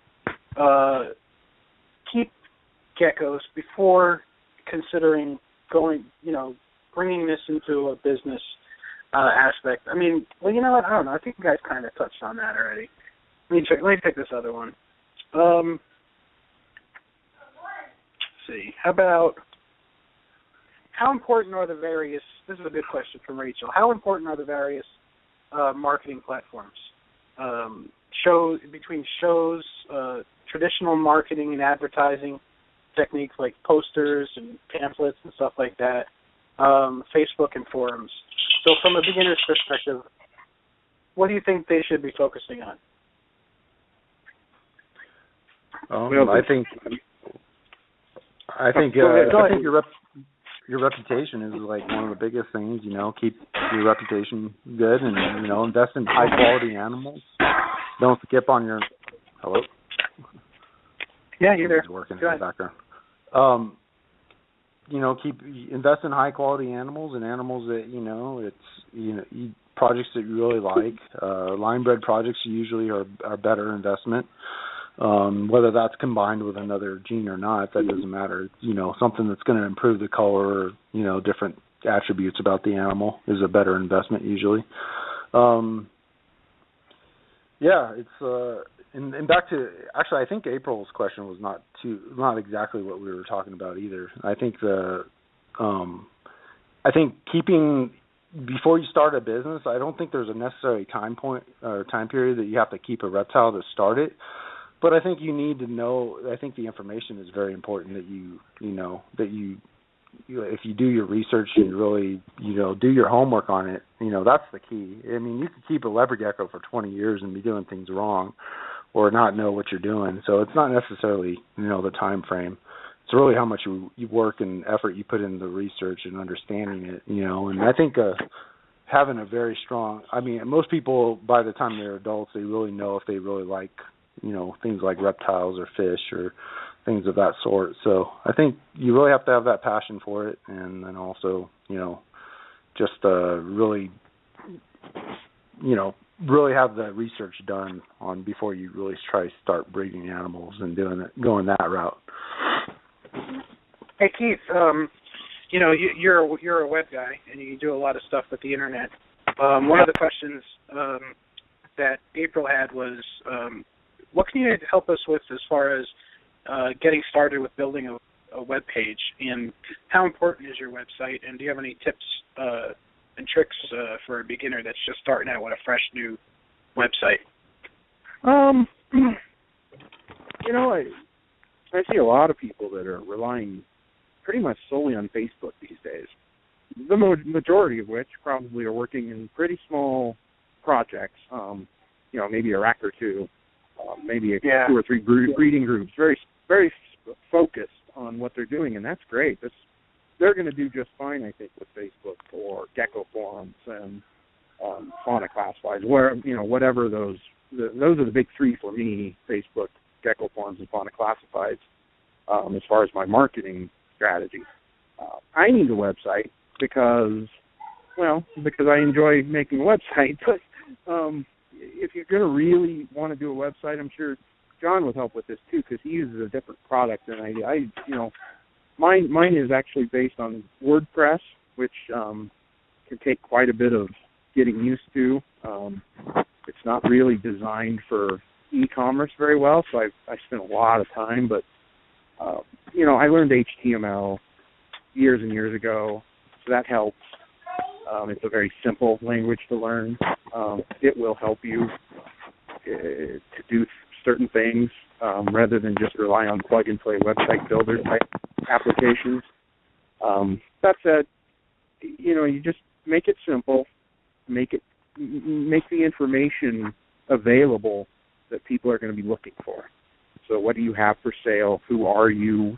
How do they contact you? The critical pieces that most websites have. And I think after that, you just it's a learning process. It's not easy. I've seen John redesign his, I think, twice in the last couple of years since I've known him, and I've redesigned mine almost yearly, simply because it doesn't look the way I want it to. It's not doing what I need it to do. So I have to find better tools to make it what I want it to be. As a beginner, you can get away with some of the website builder stuff. Just ask yourself, what would you want to see if you're shopping somebody? And then the scope. I don't think you really necessarily have to have a website if you're just going to focus on those small projects. And, maybe you just do a lot of grassroots stuff with Facebook and the forums, and you take advantage of that stuff that's out there for you. If you're located in a good market where you can do a lot of shows, I know Rachel mentioned shows. I've done shows here in Denver. It's a very lousy market for shows, but I know where you're at, David. The shows are fantastic. So, on the coast, on either coast and then through the Midwest, you're going to have better luck with your shows. And so that's a great way to. I would probably do a lot more shows if we had better door draws here, but we don't. So, but as far as the website goes, determine whether you really need it, and if you want to do it, then do it, because it's, maybe you'll learn something from it. Maybe it becomes the driving force behind your business. Who knows? But not much. The website builder stuff is where most people are going to start, and it's just a matter of learning. There's no quick and easy way to do it. No, that's good advice. Definitely. We have a caller on the line. Let's see. Caller from 615 area code. Let's go ahead and take your question. You're live on Gecko Nation Radio. Hi, guys. I have Hi, 8 females. This is Jamie. Hi, Jamie. I have 8 females that are going to be ready to go this year for 2015, and 7 of them are first-year females. And so I wanted to know if there were any advice you can give me to ensure their health and their safety through their first year. Good question. Why don't one of you, John or Keith, grab this one? Whoever. Typically most females, sometimes it's hit or miss with females. I've had a lot of females that have bred their first year way better than they did their second year, and then it's also been vice versa. I've always heard that the second year is always better, but I don't necessarily find that. Just making sure they're up to size, they're in good health when they go into breeding.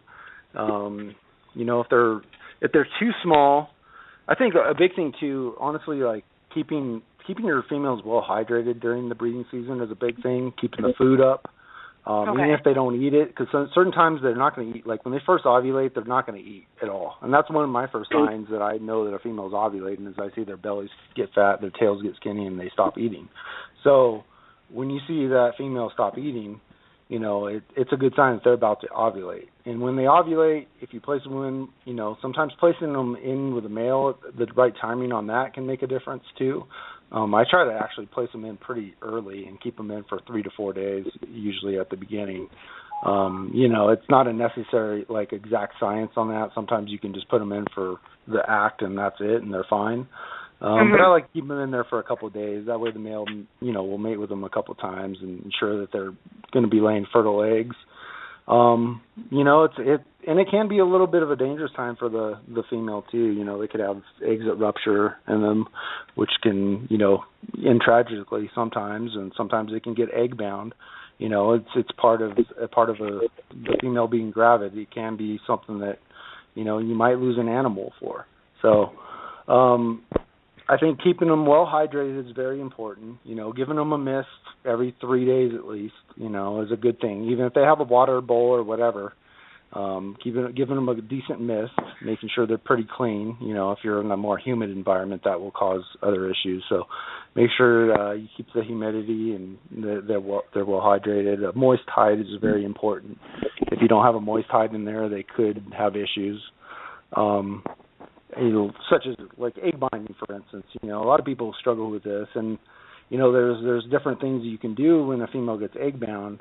And I found over the years, honestly, just keeping a good moist hide and keeping them well hydrated is the best thing you can do. Like as far as percentage wise, you know, you can get a surgery done on them, which a lot of times ends tragically anyway. Sometimes you can. You know, I've aspirated eggs where you actually stick a needle in their belly, suck out the egg yolk, and it'll actually let them pass the egg. All these instances, I think, are less effective than actually keeping them well hydrated during this time. So, you know, from now on, when I get an egg-bound female, I keep them, you know, super well hydrated, keep the food in there, even if they don't eat it, you know, replace it with fresh food, you know, every couple of days or so. And, I mean, that's the best you can do. Sometimes you're going to lose a female during this time. It's part of the risk of breeding. That's just the way it goes. I mean, it's you know, sometimes it's horrible and you lose a female you really care about, or, you know, anytime you lose an animal, it's horrible. But, you know, if you're going to breed, you got to get prepared for this. It's the same thing with babies, too. If you have young babies that are hatching up, not every one of them is going to survive. I mean, it's just there's a reason why they lay, you know, the 4 to 6 clutches sometimes, you know, and there's a reason why they do that, and that's because they have to survive by numbers. The strongest will survive. So in the wild, it's one of those things where you're going to lose some animals. We can't keep every baby alive in captivity. It's just you know, there's some that are just going to be weaker than others, and, you know, some that are going to be, you know, you're going to get deformities, which are common. It's not necessarily that you have bad genetics or anything. Sometimes it's egg incubation issues. If you have eye issues, like eyelid issues, it's usually a vitamin A issue where your supplementation with the female is not on point. So make sure you're using good supplementation. So, I mean, you can do all the best things you can. Keep the supplementation good, keep them well hydrated, keep them fed. And those are the best things you're going to be able to do. And as long as those females don't have parasites and other issues, you know, they're going to do the best they can. So even at a year is fine for breeding leopard geckos. It's no problem. There's some other species like Angamon you couldn't breed at a year. You'd have to wait till 2 at least. But with a good amount of food and everything, every leopard gecko should breed at a year's age. Okay, How's thank that you for so an much. answer, Jamie? That was good. That was awesome. One other thing, cool. watch the male watch the male when you put them in too. Just because, you know, sometimes the female's not receptive even if they're ovulating. So if you got a male that's going to be, you know, getting crazy on them, it's not necessarily that they're not going to breed. Just wait a week and try it again. And if, you know, a little bit of scuffle is fine. But if you see them like ripping off flesh and stuff, like that's when you pull them out for sure. Okay, folks, listen, if you guys want to call in with your questions, the call-in number is 646-478-5331. Again, it's 646-478-5331. It'll prompt you, press 1 to speak to the host. You go ahead and press 1, and we'll get you on the air. Okay, Keith, I know you said you had to get going soon. Is there anything you want to say in closing before you shove off? Well, I just thank you, David, for inviting me to come on again. It's been fun, and I don't get to talk to John very often, so I have to come on your show to talk to John, who lives 20 minutes from me, but that's okay. I still have your gecko here waiting for you. Yeah, I know. One of these days I'm going to go that direction. I swear. I just bought a new car. I need to drive more. So I'll be down at the hub tomorrow night if you want. Oh well, I'm shipping on Tuesday, I think. So of course. Okay. We'll figure this out. But no, thanks, David. It's always fun. Anytime, Keith. Thank you. It felt shorter this time than it did last time. So. Maybe there'll be next well, it wasn't a full episode, so, you know. What's that? It wasn't a full episode, just you on the spot. It was, you had some buffering going on. That's true. I had to ad-lib a lot more last time, so. It was a great show. Well, you're welcome anytime. All right. Appreciate giving us. All right. Appreciate you giving us. Thanks, guys. You're welcome. Have a good night. All right. We have another caller on the line, caller that I'm familiar with. This is Gecko Nation Radio's biggest fan. And Elsa, you are live on the air. Hey, thank you. I have an interesting question, at least it's interesting to me. How many times during a season does a female ovulate? That's a good question. John, what do you think? I mean, I've seen them ovulate for maybe like a month or two at a time sometimes, and then they'll stop if they're not bred. But what is it in your experience? I don't have an exact time frame on that. I've seen, I've had females that have bred, laid eggs for like a month or two, and then kind of stop for a month. And I think it may be being that they need to gain the weight back or whatever. Maybe they're still, I don't know if they're necessarily not ovulating during this time, but not even being placed with a male again, they start laying good eggs again. So maybe like a month later, so, the 2 week or, so like time between the egg laying isn't always exact. Sometimes it depends on how much you're feeding them. Just on the female too, I get a lot of females. Sometimes people are, upset. Some females don't lay eggs, or sometimes they're, lay dud eggs. I have the same issues too. It's always, sometimes the nicest animal that I have doesn't lay me a good egg for years, and I still try because I just want one animal out of it. But, sometimes, if I was really going for numbers, I would probably sell that animal off. But I kind of just want to go for genetics more than anything. But, if they're not bred, usually my younger animals, when I don't breed them, they'll go off food and ovulate, and they'll probably be back to normal in a month or two. It depends on a lot of factors. I think all these things are not exacts. It just depends on your husbandry, the temperatures that you have them at, the amount of food you're feeding them. There's a lot of factors that are involved, so it's not an exact science. But, if anybody gets a female that's about a year old, or maybe a little less a lot of times, and they're not eating right away and their belly's still fat, it's just probably they're ovulating. They don't eat during that time, and they'll get off of it. You get a lot of people that are so worried that their gecko didn't eat in 5-10 days, and I get animals sometimes from other breeders, and they don't eat for a month, and then I get them going. I rarely lose a gecko that I get from somebody else. It's actually probably never happened, to be honest, at least right away. So. Okay, yeah. I'll bring her back. Yeah, Elsa, do you have any follow-up to that? No, thank you very much, everybody. You're welcome. Okay, cool. Thanks. All right. Well, John, there's, we touched a little bit earlier, on auctions, and I don't know. I tried doing a couple auctions on my Facebook page. A couple of them went good.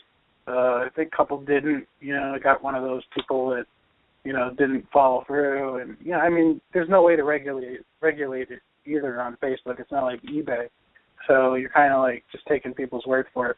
There are a lot of Facebook groups out there where they're, doing auctions, and now there's auction websites. Big breeders are teaming up and doing auction websites. Yeah, I do see people bidding on animals, but I don't know. It doesn't seem like I can't see all these auctions being good for everything. I mean, I think auctions every once in a while are good, and for, if you're going to do it for a special cause, or even if you're just going to do it once in a while, it's cool with me. But I don't know. I don't think auctions overall are good because it totally takes there's no way to determine what things are worth anymore. I don't know. It's weird. It's so different. I mean, I was raised, and I've grown up, seeing, buying from my favorite breeder, whether it's through emails or on their website or at shows, and now it's the climate's changing a bit. What do you think?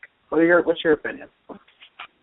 I've had mixed thoughts about auctions, and I've kind of I did a couple in my past too, and I never was happy about it, and I never felt good about it. Like, there's just something that doesn't feel good about an auction, like when you're auctioning a live animal. I mean, if I was auctioning like T-shirts or something like that, I could see like, oh, I produced it, or I bought it for this amount of money, and I'm selling it for this, so I'm making a profit here or there. But like when you're auctioning live animals, I don't know. It's just there's something weird about it to me, and I don't feel right about it either. And I did my auctions. I kind of just, it didn't feel good. I didn't get what I wanted for the animals. I didn't get at least what I felt they're worth. It didn't even matter so much about the money. It's just like the feeling that they weren't worth that to me is like a bigger issue to me. And my feelings on auctions now, I think it hurts. I think it hurts the whole community. I think if I started auctioning everything I had in stock right now, I think it would hurt the whole community for sure. Rest assured, I don't plan on doing it anytime soon. And, I think I'm about to just, completely not auction at all, ever again. It's been even probably over a year since I've even done an auction, and it was on low-end animals for the most part. But, at the same, if you think it from a business side of it, you're taking an animal. We're on a specialized field as it is. Leopard geckos are not like, not everybody that you're going to meet on the street is ever going to want a leopard gecko. So you're in a specialized field. The internet makes it more available to a lot more people, but it's still very specialized. Especially when you're talking about breeders, and then also people that want specific morphs or genetics. So if I'm a breeder and I want a rainwater white and yellow, I'm not going to be in the market all the time for rainwater white and yellow. But if I'm a guy that's bred that and I'm going to push that on the market really quickly, I'm going to throw it on an auction so it has to be sold within a day, you're not going to get all those people that are really in the market for that animal, because that animal is so specialized that it's really one of those things where, it's that person has to come along to get that animal. The same reason I will never ever auction off one of my wild types for sure, because it's not the biggest market ever. I think it's one of the coolest things out there. But at the same time, it's, not everybody wants an Angermania for sure, for instance. But the people that do, they really do, And the second that you auction it and you throw it on an auction, somebody that really wanted it was at work or wasn't following your Facebook page or wasn't doing anything, they're not going to see that animal. And you leave it up to being hopefully one person that wants that animal. But, you're throwing people that are going to be forced into buying it because it's so cheap. Like literally, if I saw... if I saw a certain morph from a certain breeder that's really cool, there's a price that I'd be forced to buy into that, because I'm just like, oh my gosh, I can't say no. So you're literally taking that price of really what that animal should be, and everybody says, oh, it's what the market dictates. It's not what the market dictates. It's what the market for that day dictates. It's what whoever saw that post dictates. It's not really right, the real for market. that hour. Yeah. Yeah. So you're taking your sample size of people that want this animal, and you're cutting it down to basically nil, maybe 1% of the people that would have saw it. I have animals that I've kept on my webpage for over a year now, over a year for sure. And maybe I lower the price a little bit, but that's different than actually throwing it out there and I have to sell it now, I mean, I understand sometimes like you need money, you have to have it now, you got to like sell it. But, the same time, you're doing yourself a disservice because you're taking your animal that you've worked so hard on, that you've, created this little bloodline that's valuable to you and your customers, not to mention all, the customers that are buying from you, but also the ones that have bought from you in the past. If somebody bought an animal for you from $400 in the past that you're auctioning off this year, everybody's going to feel bad about it, So I don't see a lot of good coming from auctions. I know I have a friend that does them a lot, and I know he's in whatever. Not to be in specifics, but I know there's reasons why he does it, and when there's reasons why he has to, and other things. But I'm even honest, with people that do auctions, and I tell them, this is something that's hurting yourself more than anything, and it's and then another thing to think about too is also what is your reach? Most people are doing auctions on Facebook, obviously, so they're going to be, if your reach is 500 people on your Facebook page, with new Facebook algorithms, when you throw an auction on your Facebook page, you're maybe reaching 200 people at most. And say you have, your random morph, you got to hope that one of those 200 people, actually you got to hope that two of those 200 people want that animal, because otherwise you're not going to get people bidding back and forth. So you got to hope that two people out of those 200 are going to really want that animal, which is very, very, very unlikely. So there's a lot of things that are bad about it. I think it really did hurt the ball python world, because I think those animals would still be their higher prices if they weren't, in this. That's exactly what I think happened. Yeah, that's what destroyed that market. All it takes is me or one of the bigger breeders out there to go and jump in also, and all of a sudden you got. I think if I jumped in and I started doing auctions heavy, I think it would be a detrimental thing to the leopard gecko world. So I think I value the leopard gecko world so much in this way that it is right now, that it's not something I'm going to do. And I sell enough animals as it is. Even though the market's slow, it's still there, and I still sell animals because I have unique things that nobody else has, and I have things that you're not going to find. You can buy an auction animal for $150, but doesn't mean you're going to be producing that auction animal if the same person's going to be auctioning off the next year for way less than that. So you got to think about that. I agree, and I'll be honest with you. I didn't feel great after doing the few auctions that I've done. I think the ones for charity give you a good feeling, like the ones we did in the Breeder Shield, and we're going to do for Christina. Most of those too myself. Yeah, I agree. Yeah, exactly. Charity auctions are, and you do get actually a bigger fan base from charity auctions and more spirit to buy something too, because it's going to charity. But either way, it's going to charity for the hobby. Yeah, absolutely. And I can attest to, John, also, my sales have been fine, lately. And I guess there was a slow point a couple weeks before September started, and I think that was just because of school and, starting up and people, getting their kids ready or whatever, and not really focused on buying animals. But I don't know. I think everything's gone back to normal. I mean, during that couple of weeks, people were really nervous about, wow, nobody's buying geckos right now. What's going on? But it seems like everything's back to normal now. I don't know about you. I mean, right? Well, this is common every year. There's this period of time when everybody's got stuff available where the prices, we all in a huff and puff about the situation, and we feel like there's, the market's crashing and everything's going downhill, and it never does really. And honestly, the people that are auctioning off a lot of animals, it's not really, their number of animals is not doing anything to the market. You think about the big breeders out there that produce, hundreds of thousands of animals, and, they're just the minuscule part of the actual market. It's a perception that hurts a little bit. So for the people that are, worried about it because they see auctions going down and all this stuff, it's honestly, if there's a time to buy animals, it's right now.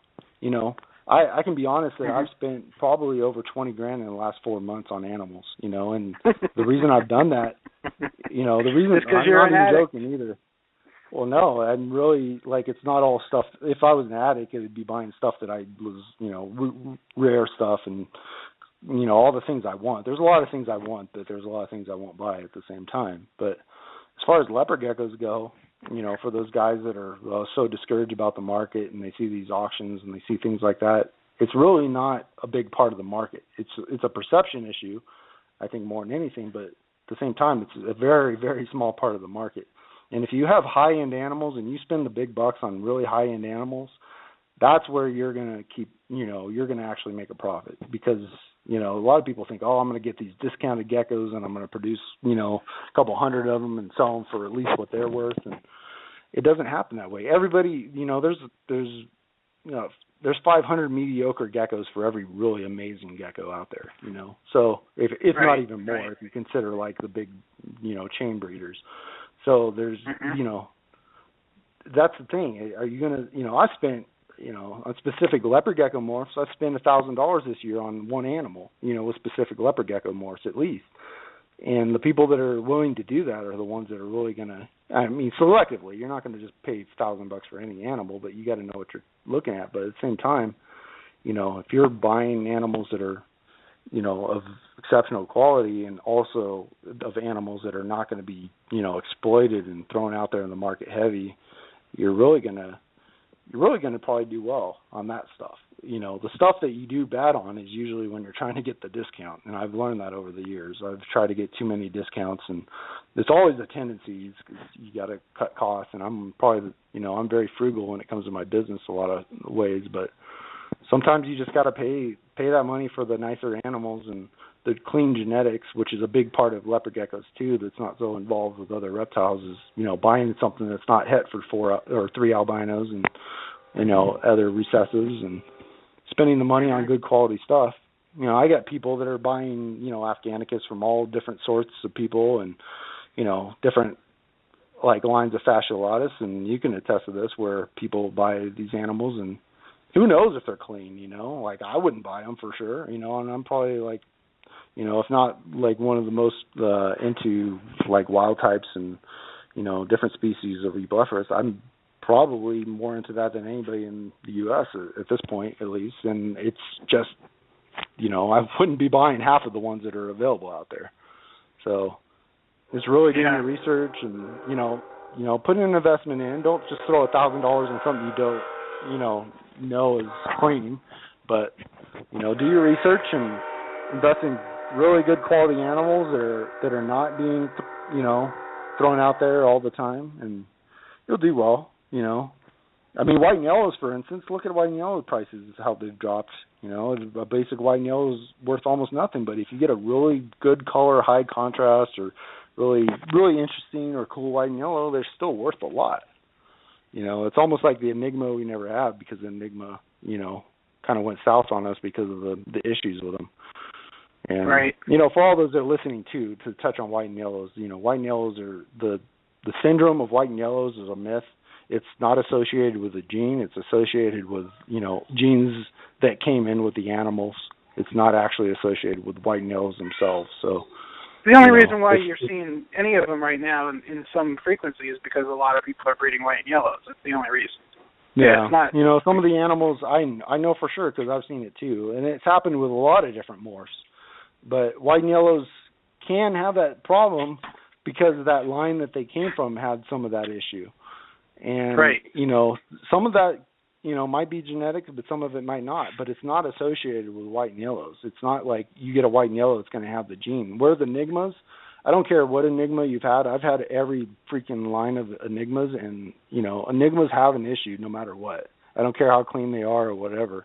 It pops out either in their offspring or females that have laid for 3 years in a row. All of a sudden you'll get one, twirling on its back, and you'll be like, what the heck just happened, So, I had a good streak for a couple seasons, and then it didn't, I had a good streak with my Dalmatians. They seemed great, and then once the Eclipse gene popped up in them, then the syndrome popped up. Yeah, well, usually with the multi-gene Enigmas, it's more common, but that's also because there's more, interbreeding, I think. But it's associated with the gene. It's not. It's you breed an Enigma, it's in there no matter what. You can get better ones and you get worse ones. It's just It's like getting a tangerine that doesn't look as nice as the other one. Some of them are better and some are worse. But it's there. I guarantee it. No matter what Enigma you have, it's there. And if anybody has one that's perfect, send it to me and I'll, I'll prove you wrong. But I've had lines that are really, really good. I had one line that was exceptionally good, and it popped out in some of the offspring.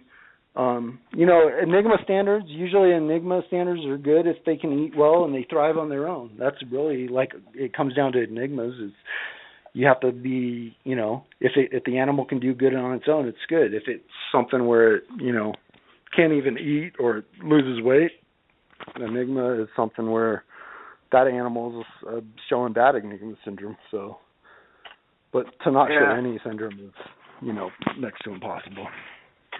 Well, let's talk about. We're coming to the end of the show, but before we close up, let's talk a little bit about projections for the future. And are you optimistic about the leopard gecko hobby in general, John? How do you feel? Oh yeah, I think the hobby's here to stay, and I mean it's staying positive about it. And I think I've said this on other episodes is that I've had some really bad jobs in the past, so no matter what, I think this is better than even if I'm not making money or I'm not doing as well. And no matter what, this is a better life than, working for where I was before. But as far as the hobby goes, if you have quality animals and you really invested in good stuff and you did your research, all of those things above, just don't throw money. You have to kind of almost have those as it's almost like a trifecta of things. You have to have you have to put in the money, you have to do the research, and you have to have the knowledge about it, like what to breed together and what things to try out. And I think we're at the infancy of this hobby. Look at what happened in the last 20 years of leopard geckos. Look at where leopard geckos were in 1995. I mean, It's just unbelievable what we've done with them. And the stuff. Maybe I'm more optimistic because I see things in my collection that are just like, oh my gosh, this is incredible. Like, the things that I'm popping out, and I'm one of those people. I really like all the species and all the the natural side of it too. But I mean, some of the morphs that we're creating in the hobby they're just incredible. I've said this before, but I'm really excited about this firebolt stuff that I'm doing now, and I got some of these lavender white and yellow things that I'm the lavender white and yellow combos, especially with the snow, are just they're beautiful. It's incredible how nice these animals are. I'm not just saying that because I'm producing them. I'm just saying because I seriously sit there. Sometimes I take my tub, like I have the geckos in the tubs, and I'll walk them upstairs and show them to my wife. I'm like, oh my gosh, can you believe this animal? And she's like, holy crap, that's amazing. It's like some of them are just, So just the quality of these animals that are coming out is just showing me that there is a future, because there's no way that somebody can't like this stuff, and it doesn't come out all the time. It has to really come from really good quality genetics and animals that are, you can experiment and get lucky, of course, but why experiment with, you'd have to produce a couple $100,000 or 100,000 leopard geckos a year to really get lucky and find, all these weird hidden genetics. It really doesn't pop up as often as people think. So when you're breeding, why, if you're gonna house, say 20 leopard geckos, why are you going to house 20 $10 leopard geckos or $30 leopard geckos when you can, spend your time wisely and, have really high quality genetics and be happy when you're going in the incubator and finding these babies that are just like, completely different than anything you've ever seen, or, it's fun. That's the funnest part of my hobby as far as leopard geckos go, is going to that incubator and finding 15 babies a day and seeing like all these weird, crazy things that pop out. That's the fun part of this for sure. And, it doesn't happen all year round, but it coincides with the busy season, which is cool because it at least gives me the exciting part with the hard part of the hobby. But it's going to have a future for sure. I guarantee it. If it's it's not. Like I said before, the leopard geckos and ball pythons are different things. I was in the snake world before. I had boas and stuff, and it was all about that morph that you got, that combo morph. Well, leopard geckos are a year breeders, so we've been past that. We've been past the combo morph thing, and we're into specific lines and almost pedigrees like dogs in a way, where definitely. I can sell a single gene animal that's completely het free, and I mean that animal's worth $300-400 in my opinion. Where definitely. if you had a single gene in a boa or in something else, it's not as valued as the combo morphs. Leopard geckos have come to full term, and they've gone through that full, huge combo morph. Let's make the biggest amount of combos we can, and then, that's what's going to be worth the most. Well, that's already happened and gone with leopard geckos. Now it's nice to have the clean animal, and the animal that's pure, and the animal that's colorful and nice, and it's come to full term, and it's really gonna. I think, and the other factor too is one thing I got away from boas too is because everybody likes the leopard gecko. I don't care who you are. You come over, even if you like fuzzy animals, you hold a leopard gecko for 10 minutes, and you're gonna like that animal. Whereas a boa or a snake, it's I love them myself, but not everybody does, and I know that from experience from showing people my animals. Anyway, but sorry to keep rambling. I agree. Yeah, we got a good future, and I'm seeing some interesting things with the white and yellow gene that we can really start focusing on. We've just been, doing combos and producing some cool stuff, but once we start line breeding and selectively breeding some of these things, you're right, man. We're going to start seeing just crazy stuff. I've produced a couple of bold bell white and yellows. I got this one that's actually a bold circle back. It's got this square around a perfect circle, and it's a white and yellow, and the thing came out so cool looking.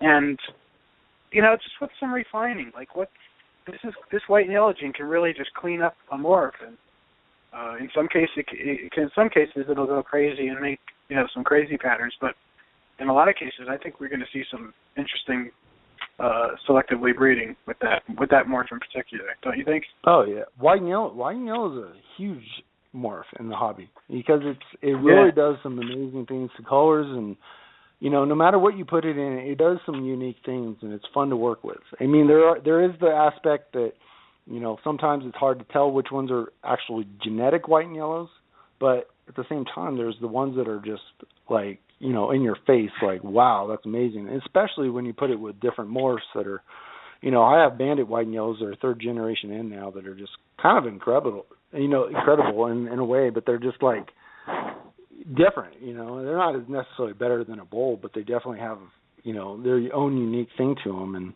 white and yellow is a huge morph going forward because it doesn't have that enigma gene tied to it, like the syndrome tied to it. So I think white and yellows are huge going forward, even though you can get a basic white and yellow fairly cheap now. I mean, cheap is not cheap. I mean, $150 for a reptile for some people is a lot of money, but you can still get one for you can get a decent one for $250, and that animal can do a lot for you, and it's co-dominant, and the color and the pattern that's going to come from that is going to be amazing.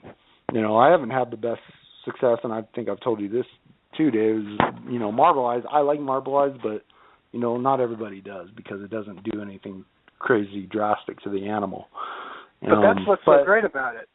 It's not like the Eclipse gene where it messes with, a lot of times the Eclipse gene will make an emerine look terrible. But the marble eye, you can get that eye effect without really screwing around with the overall look of the gecko, right? Yeah, you can, and it's. I really liked it from the beginning. I mean, I spent a lot of money on it from the beginning, so it just shows how much I did like it. But it's definitely a gene that I think has a future. I got pure ones this next year for sure. I mean, I have lots of pure hets at this point, and I'm going to be breeding those and producing really. If somebody produces other pures this year, I mean, I wouldn't even. If I knew what I knew about them, like, I wouldn't buy it because the amount of work that I put into it to make sure it's pure has been, kind of unbelievable. So, I mean, I have animals. Right. I know I have a pure male already, but I'm not ready to even sell the hets yet because I'm just, like, I want to make sure this thing is 100% pure. So I'm going to be breeding that male to hets and then also siblings together, to make sure. But, going forward, though, it's also important that whatever you breed that to is more or less pure or proven pure to be, not het for Eclipse, right? Because you don't want to mix Eclipse exactly. and Marbleeye. Yeah, exactly. You get, even for myself, it's hard to know which ones are 100% pure like bells or rainwaters. Some of it's been so mixed up with Eclipse that it makes it hard to be 100% sure. So, it's definitely. I have males that I'm 100% sure on, so I'm gonna have to go that route probably more than anything. But I'm not gonna be waiting that long to be releasing pures. So anybody that wants to do that themselves, that can go forward. But yeah, I mix them with Turkmenicus too, which is a very genetically outcrossed animal. So these are going to be strong bloodlines for a long time. It's done right, it's done in a sense where I know that people are going to be inbreeding this thing for a while now, and I know that these animals that need to be strong to do that. So that's so the ones I got from you are crossed to Turks. No, the ones you got they do have wild type blood in them, which came from Matt originally, but that's like his line of Macularis and Montanus that would be in those. But those are strong animals too. I'm just saying, they look great. I needed to use something that was genetically pure to do it, and then also I wanted to use something that was genetically very outcrossed to do it. And I know Turkmenicus breed with Macularis fine, at least captive bred Turkmenicus. So. It's going to be a very strong line. The babies are very strong already, and genetically outcrossed. They can be inbred for many, many generations and be fine. And so which is what it needed for that line. If I was going to release it, it's just right to do for that line. But nice. It'll be something going forward. There's going to be I had to do what's right for that project and keep it going forward correctly and. How many animals did it take to do that? I have at least 45 babies right now that are heads, that are pure heads. So, that not even, and then, think about the original male that I had to produce. It was a 66% het trimper. So I had to use that male, which I had 5 of those males, I think, that I bred to various trimpers, and I couldn't breed them to just one trimper female. I had to breed them to a couple to make sure I had enough numbers. So, you're talking at least 3 or 4 trimpered females per every 5, so you're looking like 20 animals there on the female side. It's huge. There's a lot of animals involved, I can sell those babies, but a lot of them, you can't sell every one, and so...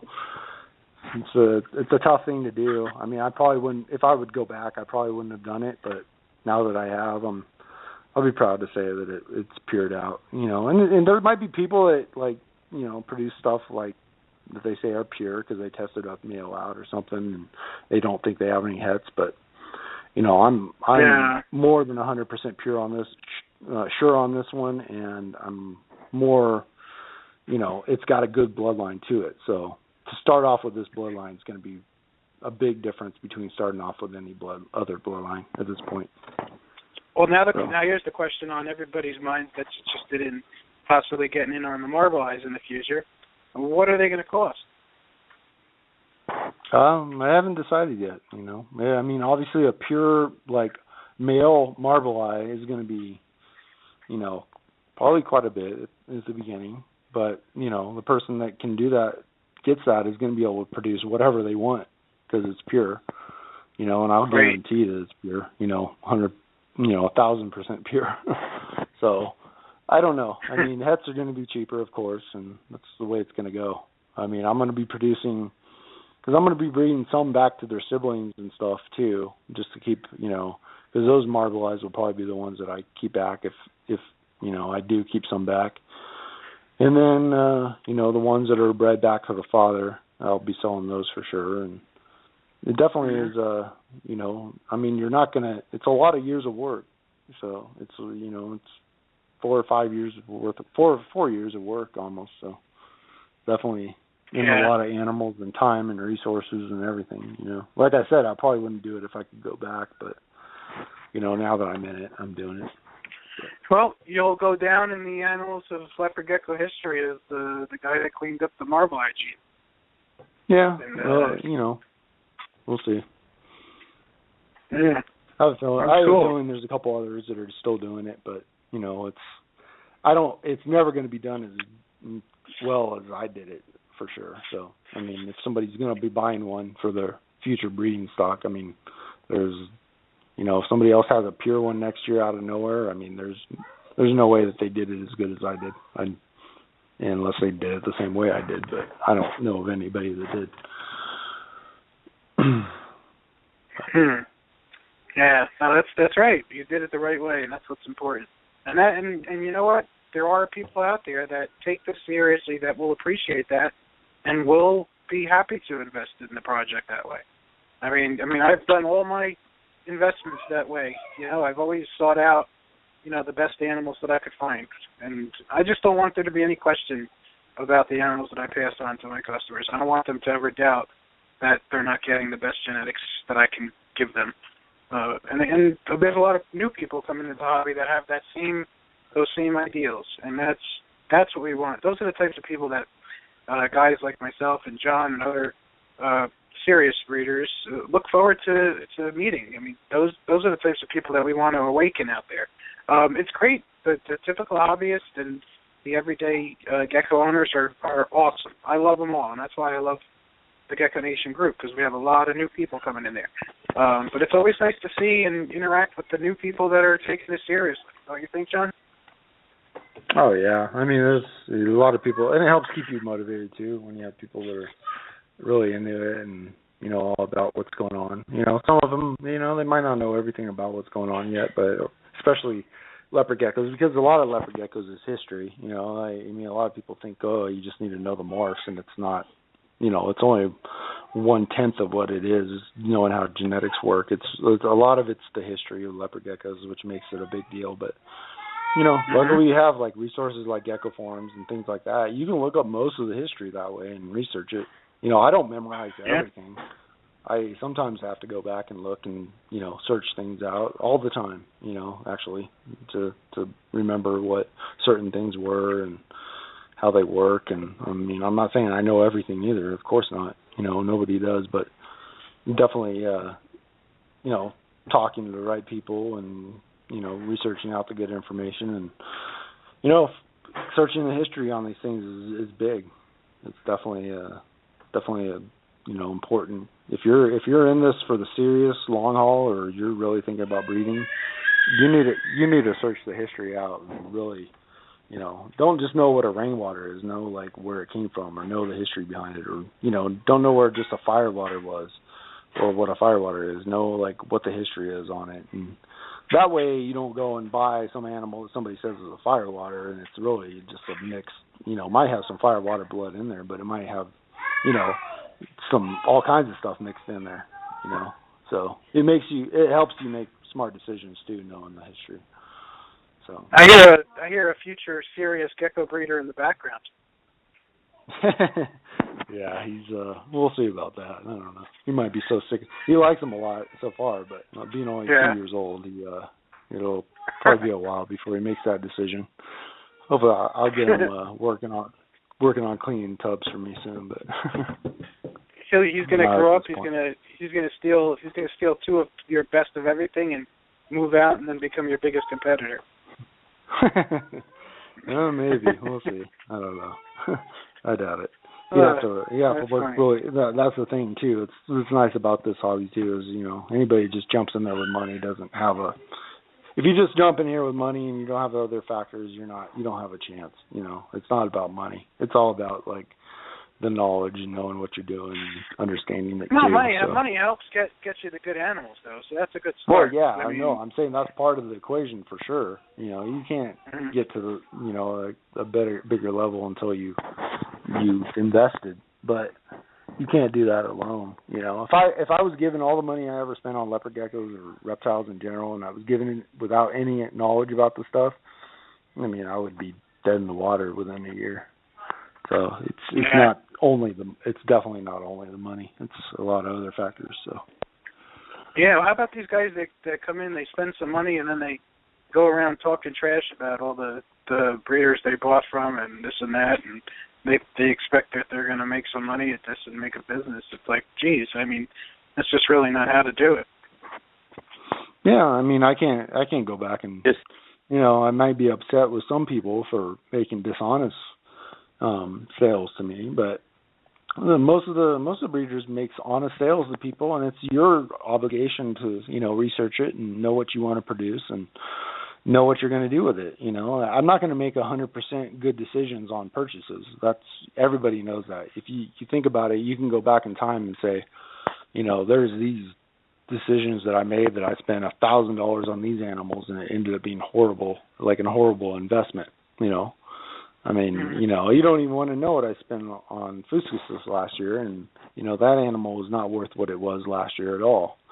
And I think it's going to level out this year, so the people that are purchasing this year are going to probably have the best deal out there. But it's you never know. Sometimes Angramani was a great decision for me, or Firebolt was a great thing for me, or some things are always good, and you got to just weigh on those more than animals that you really sometimes some of those just don't work out, and just cut it as a loss and move on. You can't blame the breeder unless they lied to you or are dishonest, but other than that, you can't blame them. So right, but you're the type of breeder, and like me, like you'll never do that type of business deal to any of your customers, and I sure as hell won't. I've never had anybody say anything bad about any transaction with me. And, it's just when you get to a certain level and you're making some big investments with, especially some folks overseas, a lot of people are great over there, but you got to be careful. I mean, those are the mistakes that you've made, right? Where you've invested in some really high-end wild types, and, it turns out you thought you were getting some exclusive deals, and it didn't really turn out that way, right? Well, it wasn't anything to do with the person I bought it from. It was just depended on the, like Fuscus, for instance, there was a major smuggling operation that happened at the same time, which made it a different story than what I thought it was. It wasn't anything to do with the person I bought them from.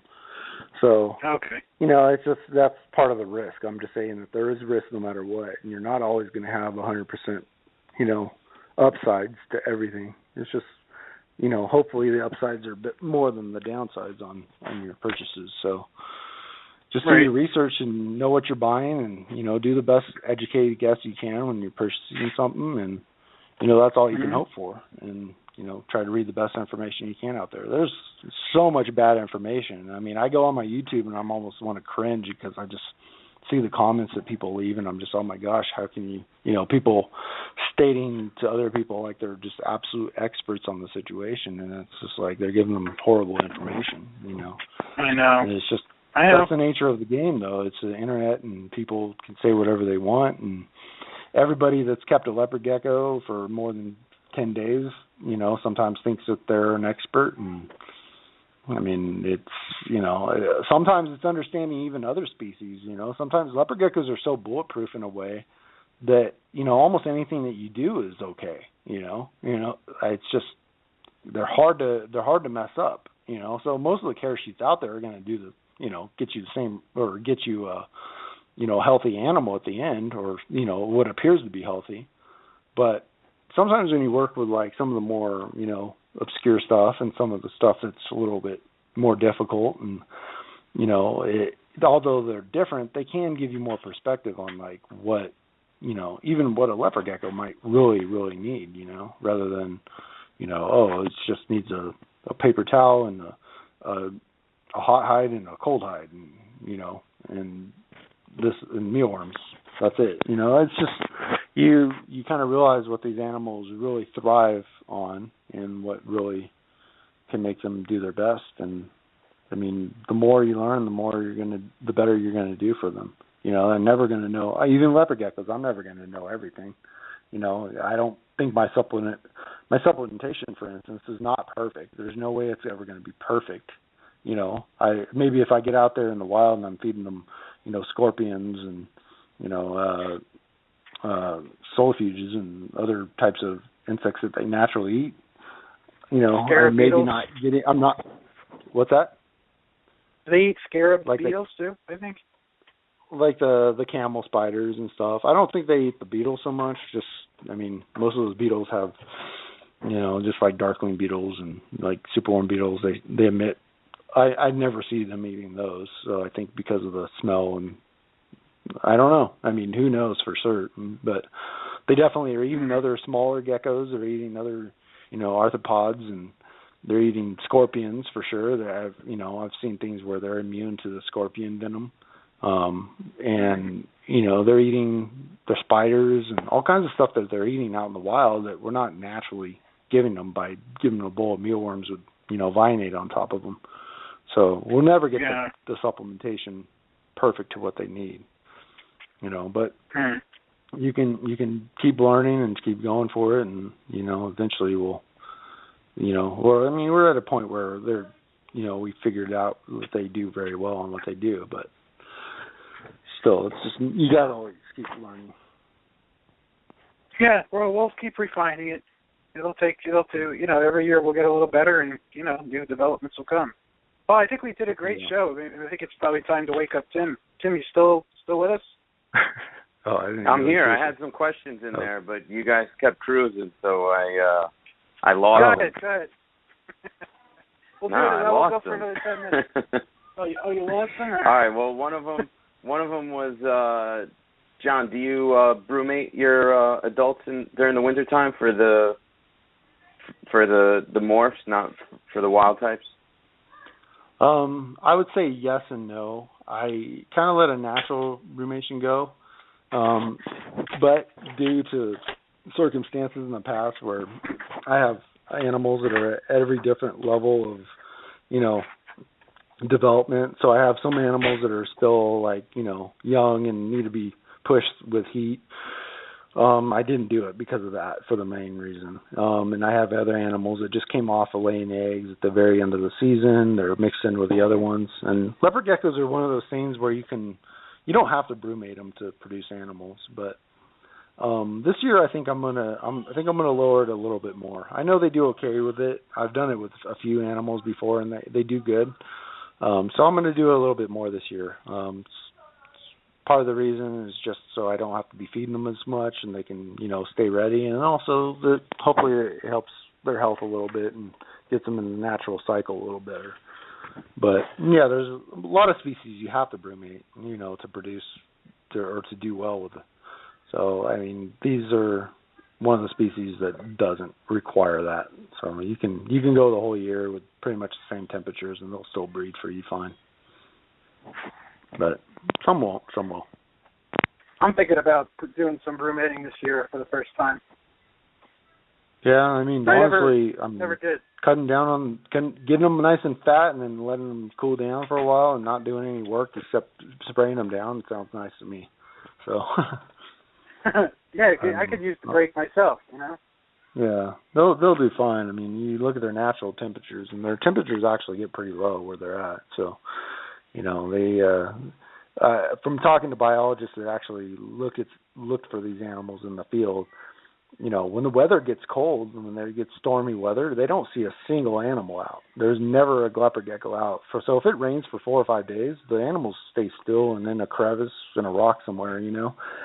They're never outside at that point. So it's only when the weather gets better that they actually come out. A lot of times people talk about how they can't find them at all during the winter time. So so they actually. This is natural for them to really kind of go dormant and really not do anything for a long time. So it's not definitely something that we should consider at least. Yeah. Well, I like the idea of getting a little break this year. And, last year and the year before and the year before that, I kind of just kept everything at normal temps, and everybody did fine. But I don't know. I want to give it a little different twist this year. And you said from your experience that they produce a lot more eggs when you cool them down, right? And, it's hard to say for sure, but yeah, I think they will. I've cooled some and they produced well for me, and I've cooled some too and they've not done well for me. So, it's hard to say. Leopard geckos are kind of like one of those things that it's almost foolproof. So anybody that tries to breed them their first year, it's you're more than likely going to get some good babies out of that. So it's I think brumating probably will help the numbers on a whole if you're going for numbers, which is not really what I'm worried about. It's more just getting them in the natural rhythm, and if at the same time if I'm doing them good and also making my workload less, why not, you know? So Right. I'm going to do, I have the space now that I can, you know, literally back then it was more, or in the past it's been like I've been struggling for space so much that you don't want to brumate an animal that's still skinny from breeding, or you don't want to brumate a young animal for the most part. You know, especially if you're going to try to breed it the next year, you want to push it through the year. Don't push it heavy with that food, but definitely you don't want to lower the temps. And I mean, one thing you don't want to do is, you know, brumate them and feed them at the same time because they don't, you know, process their food correctly. But you know, if that's one of the things, for me, it just was hard for me to do in the past, and I think this year it's going to be a lot easier for me to do it. Mm-hmm. Well, that's cool. Looking forward to seeing what you produced this season. So far, everything looks good, John. Yeah, it's you know, actually, it's for 2014. It's still early. I mean, I'm going to try to do a website update in the next day or so. So hopefully, I can get some more animals up. And you know, I still have. I'm always a late season here, so I have a lot of animals to go. Yeah. Well, I wish you a lot of luck. All right. Well, I guess we'll start wrapping things up. John, you want to leave us with any closing remarks? Well, I think we're good. Just thanks for listening, and you know, if you have any questions, you can go to my website. I got an email and contact form on there, and lots of animals coming up to be available. So, you know, care sheet there and some videos. If you look on the video section, if you have any questions, most of the stuff is answered there. But yeah, not too much. Should be good. Okay. All right, that's cool. Well, thank you so much for sponsoring the show, of course, and thanks for giving us your knowledge and your time tonight. Really appreciate it. Yeah, no problem, man. Thanks for having me. Say goodbye to Tim. Oh, I forgot his name. Bye, Tim. Good talking to you. Have a good night, John. All right, bud. Take it easy. All right, later. So what do you think, Tim? I think it was a good show. A lot of good information. Definitely, Dave. Yeah. What do we got for next week? I forgot. Do you know? I don't have it in front of me, no. Hold on 1 second, folks. I'll tell you. We got some good shows. We got Travis Coos coming up with. We're going to talk about satanic leaf-tailed geckos and other things that he's working on. Let's see. We got a bunch of cool shows. We got Anastasia from NetBug. Me and Daryl are going to talk about tarantulas with Anastasia. We got Steve Camelli with Leaf and Leachies coming up. Steve Camelli. Camelli? Okay. And I promised him that we would pronounce his name correctly. Oh, all right. Well, I already screwed it up. Good I'll start. make sure I get it. I'll get it right, Camelli. All right. Well, I should know that. I'm Italian. It's an Italian last name. I should, but there's no H in it, so it's kind of deceiving. But whatever. We also have Paul Edwards from ProTech Caging. You guys want to check him out? He's making some just incredible racks that just look so nice, different than what you're used to seeing. They're really white and clean, and they got these, in addition to the tubs pulling out, they also have a workstation drawer that slides out so you can set the tubs down. It's really convenient. Of course, he only uses the good heat tape, FlexWatt. Doesn't play around with any of that junk imitation stuff. Definitely check out ProTech Caging. He may even become a sponsor of the show, too. He's thinking about it. So he's going to be on soon. Actually, you know what? Next week we had Blake Heroes from Blake's Exotic Reptiles scheduled. But I was talking to Blake recently, and he says he's a little nervous about coming on the show. He's not really used to doing public speaking, and that's fine. So we may have to come up with an alternative for next week, Tim. So just to give you a heads up. So okay, maybe we can, maybe we can find somebody else. But I'm going to work on Blake, see if he's up to it. But I'll keep you posted. But all right, well, I guess we'll wrap it up. And Tim, thanks for being the co-host, and thanks for joining the team, of course. And we'll do it again next week. All right, have a good night, everybody. Talk to you soon, Dave. All right, later, bud. Talk to you soon. All right, folks, I'm going to go ahead and play the outro, and I'll come back with my closing remarks. Hang tight. And then I'm going to play a cool song, of course. Gecko Nation Radio is a David Fine Geckos creation and production. You can visit the show's Facebook page at Gecko Nation Radio. I also have a great family-friendly group on Facebook called Gecko Nation. Apply for membership today. The jazz music you heard tonight was generously donated and created by Jeremy Turgeon of J&D Reptiles. Thank you very much, Jeremy, for the great musical pieces. You can check out Jeremy at J&D Reptiles on YouTube and on Facebook. And a very special thank you to our news anchor, graphic designer, and audio tech, Steve Barker. All the graphics, audio sponsor plugs, and music overlays were assembled by Steve. Check out Steve on YouTube at BC Barker Creations. He has some terrific videos for the herp community with amazing geckos and snakes. Please support the U.S. Herpetocultural Alliance and USARC. Gecko Nation Radio is proud to support both of these organizations. Please donate to USARC so that they have the funds needed to legally protect pet owners' rights nationwide. You can donate to the USARC Legal Defense Fund at www.usarc.org. If you would also like to learn about advocacy and how you can take action on a state and local level, please subscribe to the U.S. Herpetocultural Alliance newsletter and blog at www.usherp.org. That's right, folks, and don't forget to join in on the RAACA raffle going on Facebook. You can go to their page, raaca.net, and also go on the Gecko Nation group and get in on my raffle for the folks that buy tickets for the RACA raffle. All kinds of raffles going on, so it gets kind of confusing, but participate and you may just win something really cool. Closing remarks. Folks, I believe that each and every one of us has something in us or something that has an interest, in the world that we're just super passionate about.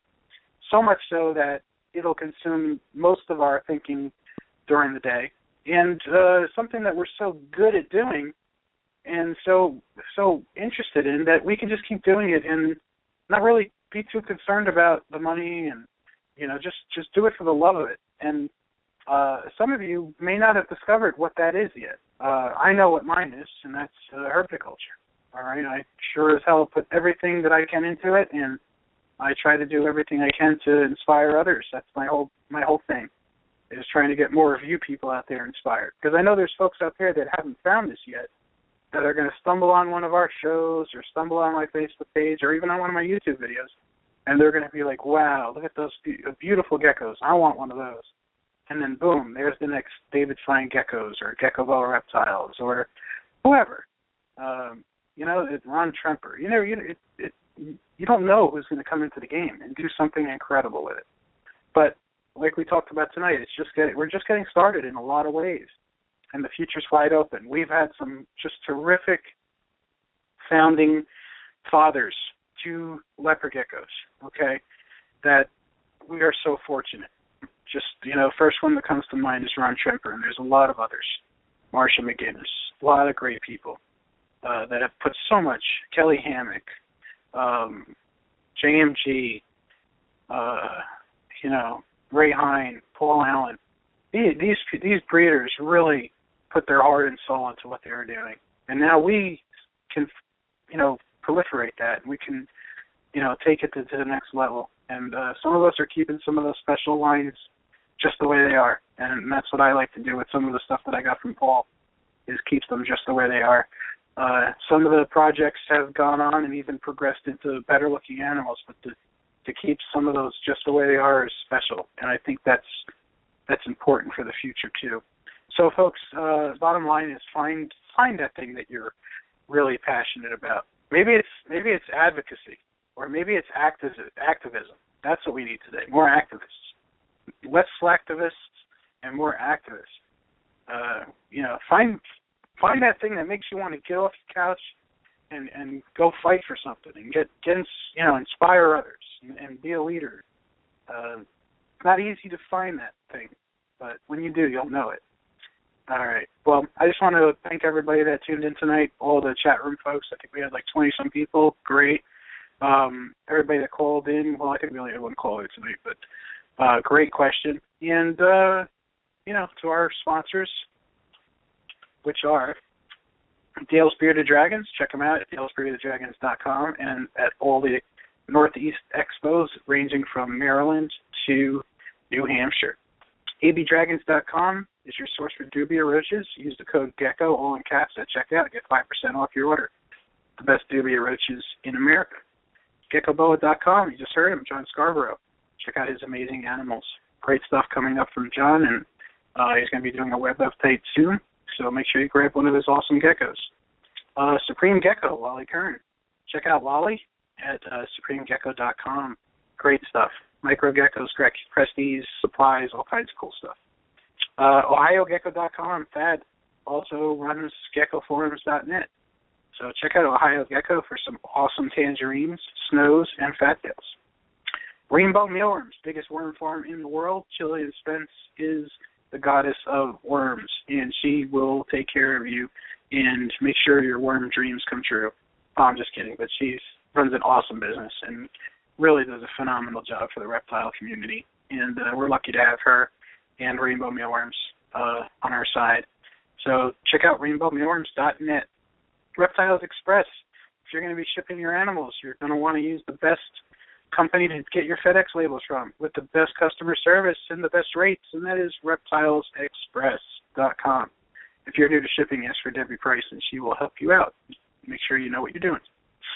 Ron Tremper, the king of leopard geckos, or the godfather, as we affectionately call him, is a man that pretty much gave us leopard geckos, and nobody's been more instrumental than him in giving us some amazing morphs and developing some just tremendously beautiful projects such as Bandits, Tangelos, Super Tangelos, now the new Pastel Raptors, and all kinds of cool super giants and giant stuff. So check out Ron Tremper at leopardgecko.com to see where morphs are made. All right, you heard him tonight. Keith Kiggins, giantleopardgecko.com, has a lot of great, interesting projects, supersized geckos, Diablo Blancos, all kinds of awesome stuff. Check out giantleopardgecko.com. And if you're feeding your insect-eating reptiles, you're going to be wanting to feed them good, nutritious feeder insects that have been properly gut-loaded and basically nutritious themselves. You are what you eat. So are your animals. So make sure they're eating good and make sure the insects are eating good. So feed them the best chow there is, which is MS2 Premium Chow. And last but not least, and our newest sponsor, Longhorn Geckos. Mr. Darrell Burton and Cade Burton, his son, are new gecko breeders coming on the scene with some amazing morphs, such as Tangelos, Super Tangelos, Pastel Raptors, White and Yellows, and some unique wild types. So check out, he's got some great bandits too. So check out Longhorn Geckos on Facebook with a website coming soon. That's Longhorn Geckos, folks. And Darrell will be my co-host soon for the show with Anastasia. He knows a lot about arachnids, so I picked him for my co-host. I really don't know too much, so he'll be able to help me. All right. I'm feeling on top of the world. Great to be back on the air. Looking forward to talking with you all next week. Hope you like the show. Until next time. Love you, Gecko Nation.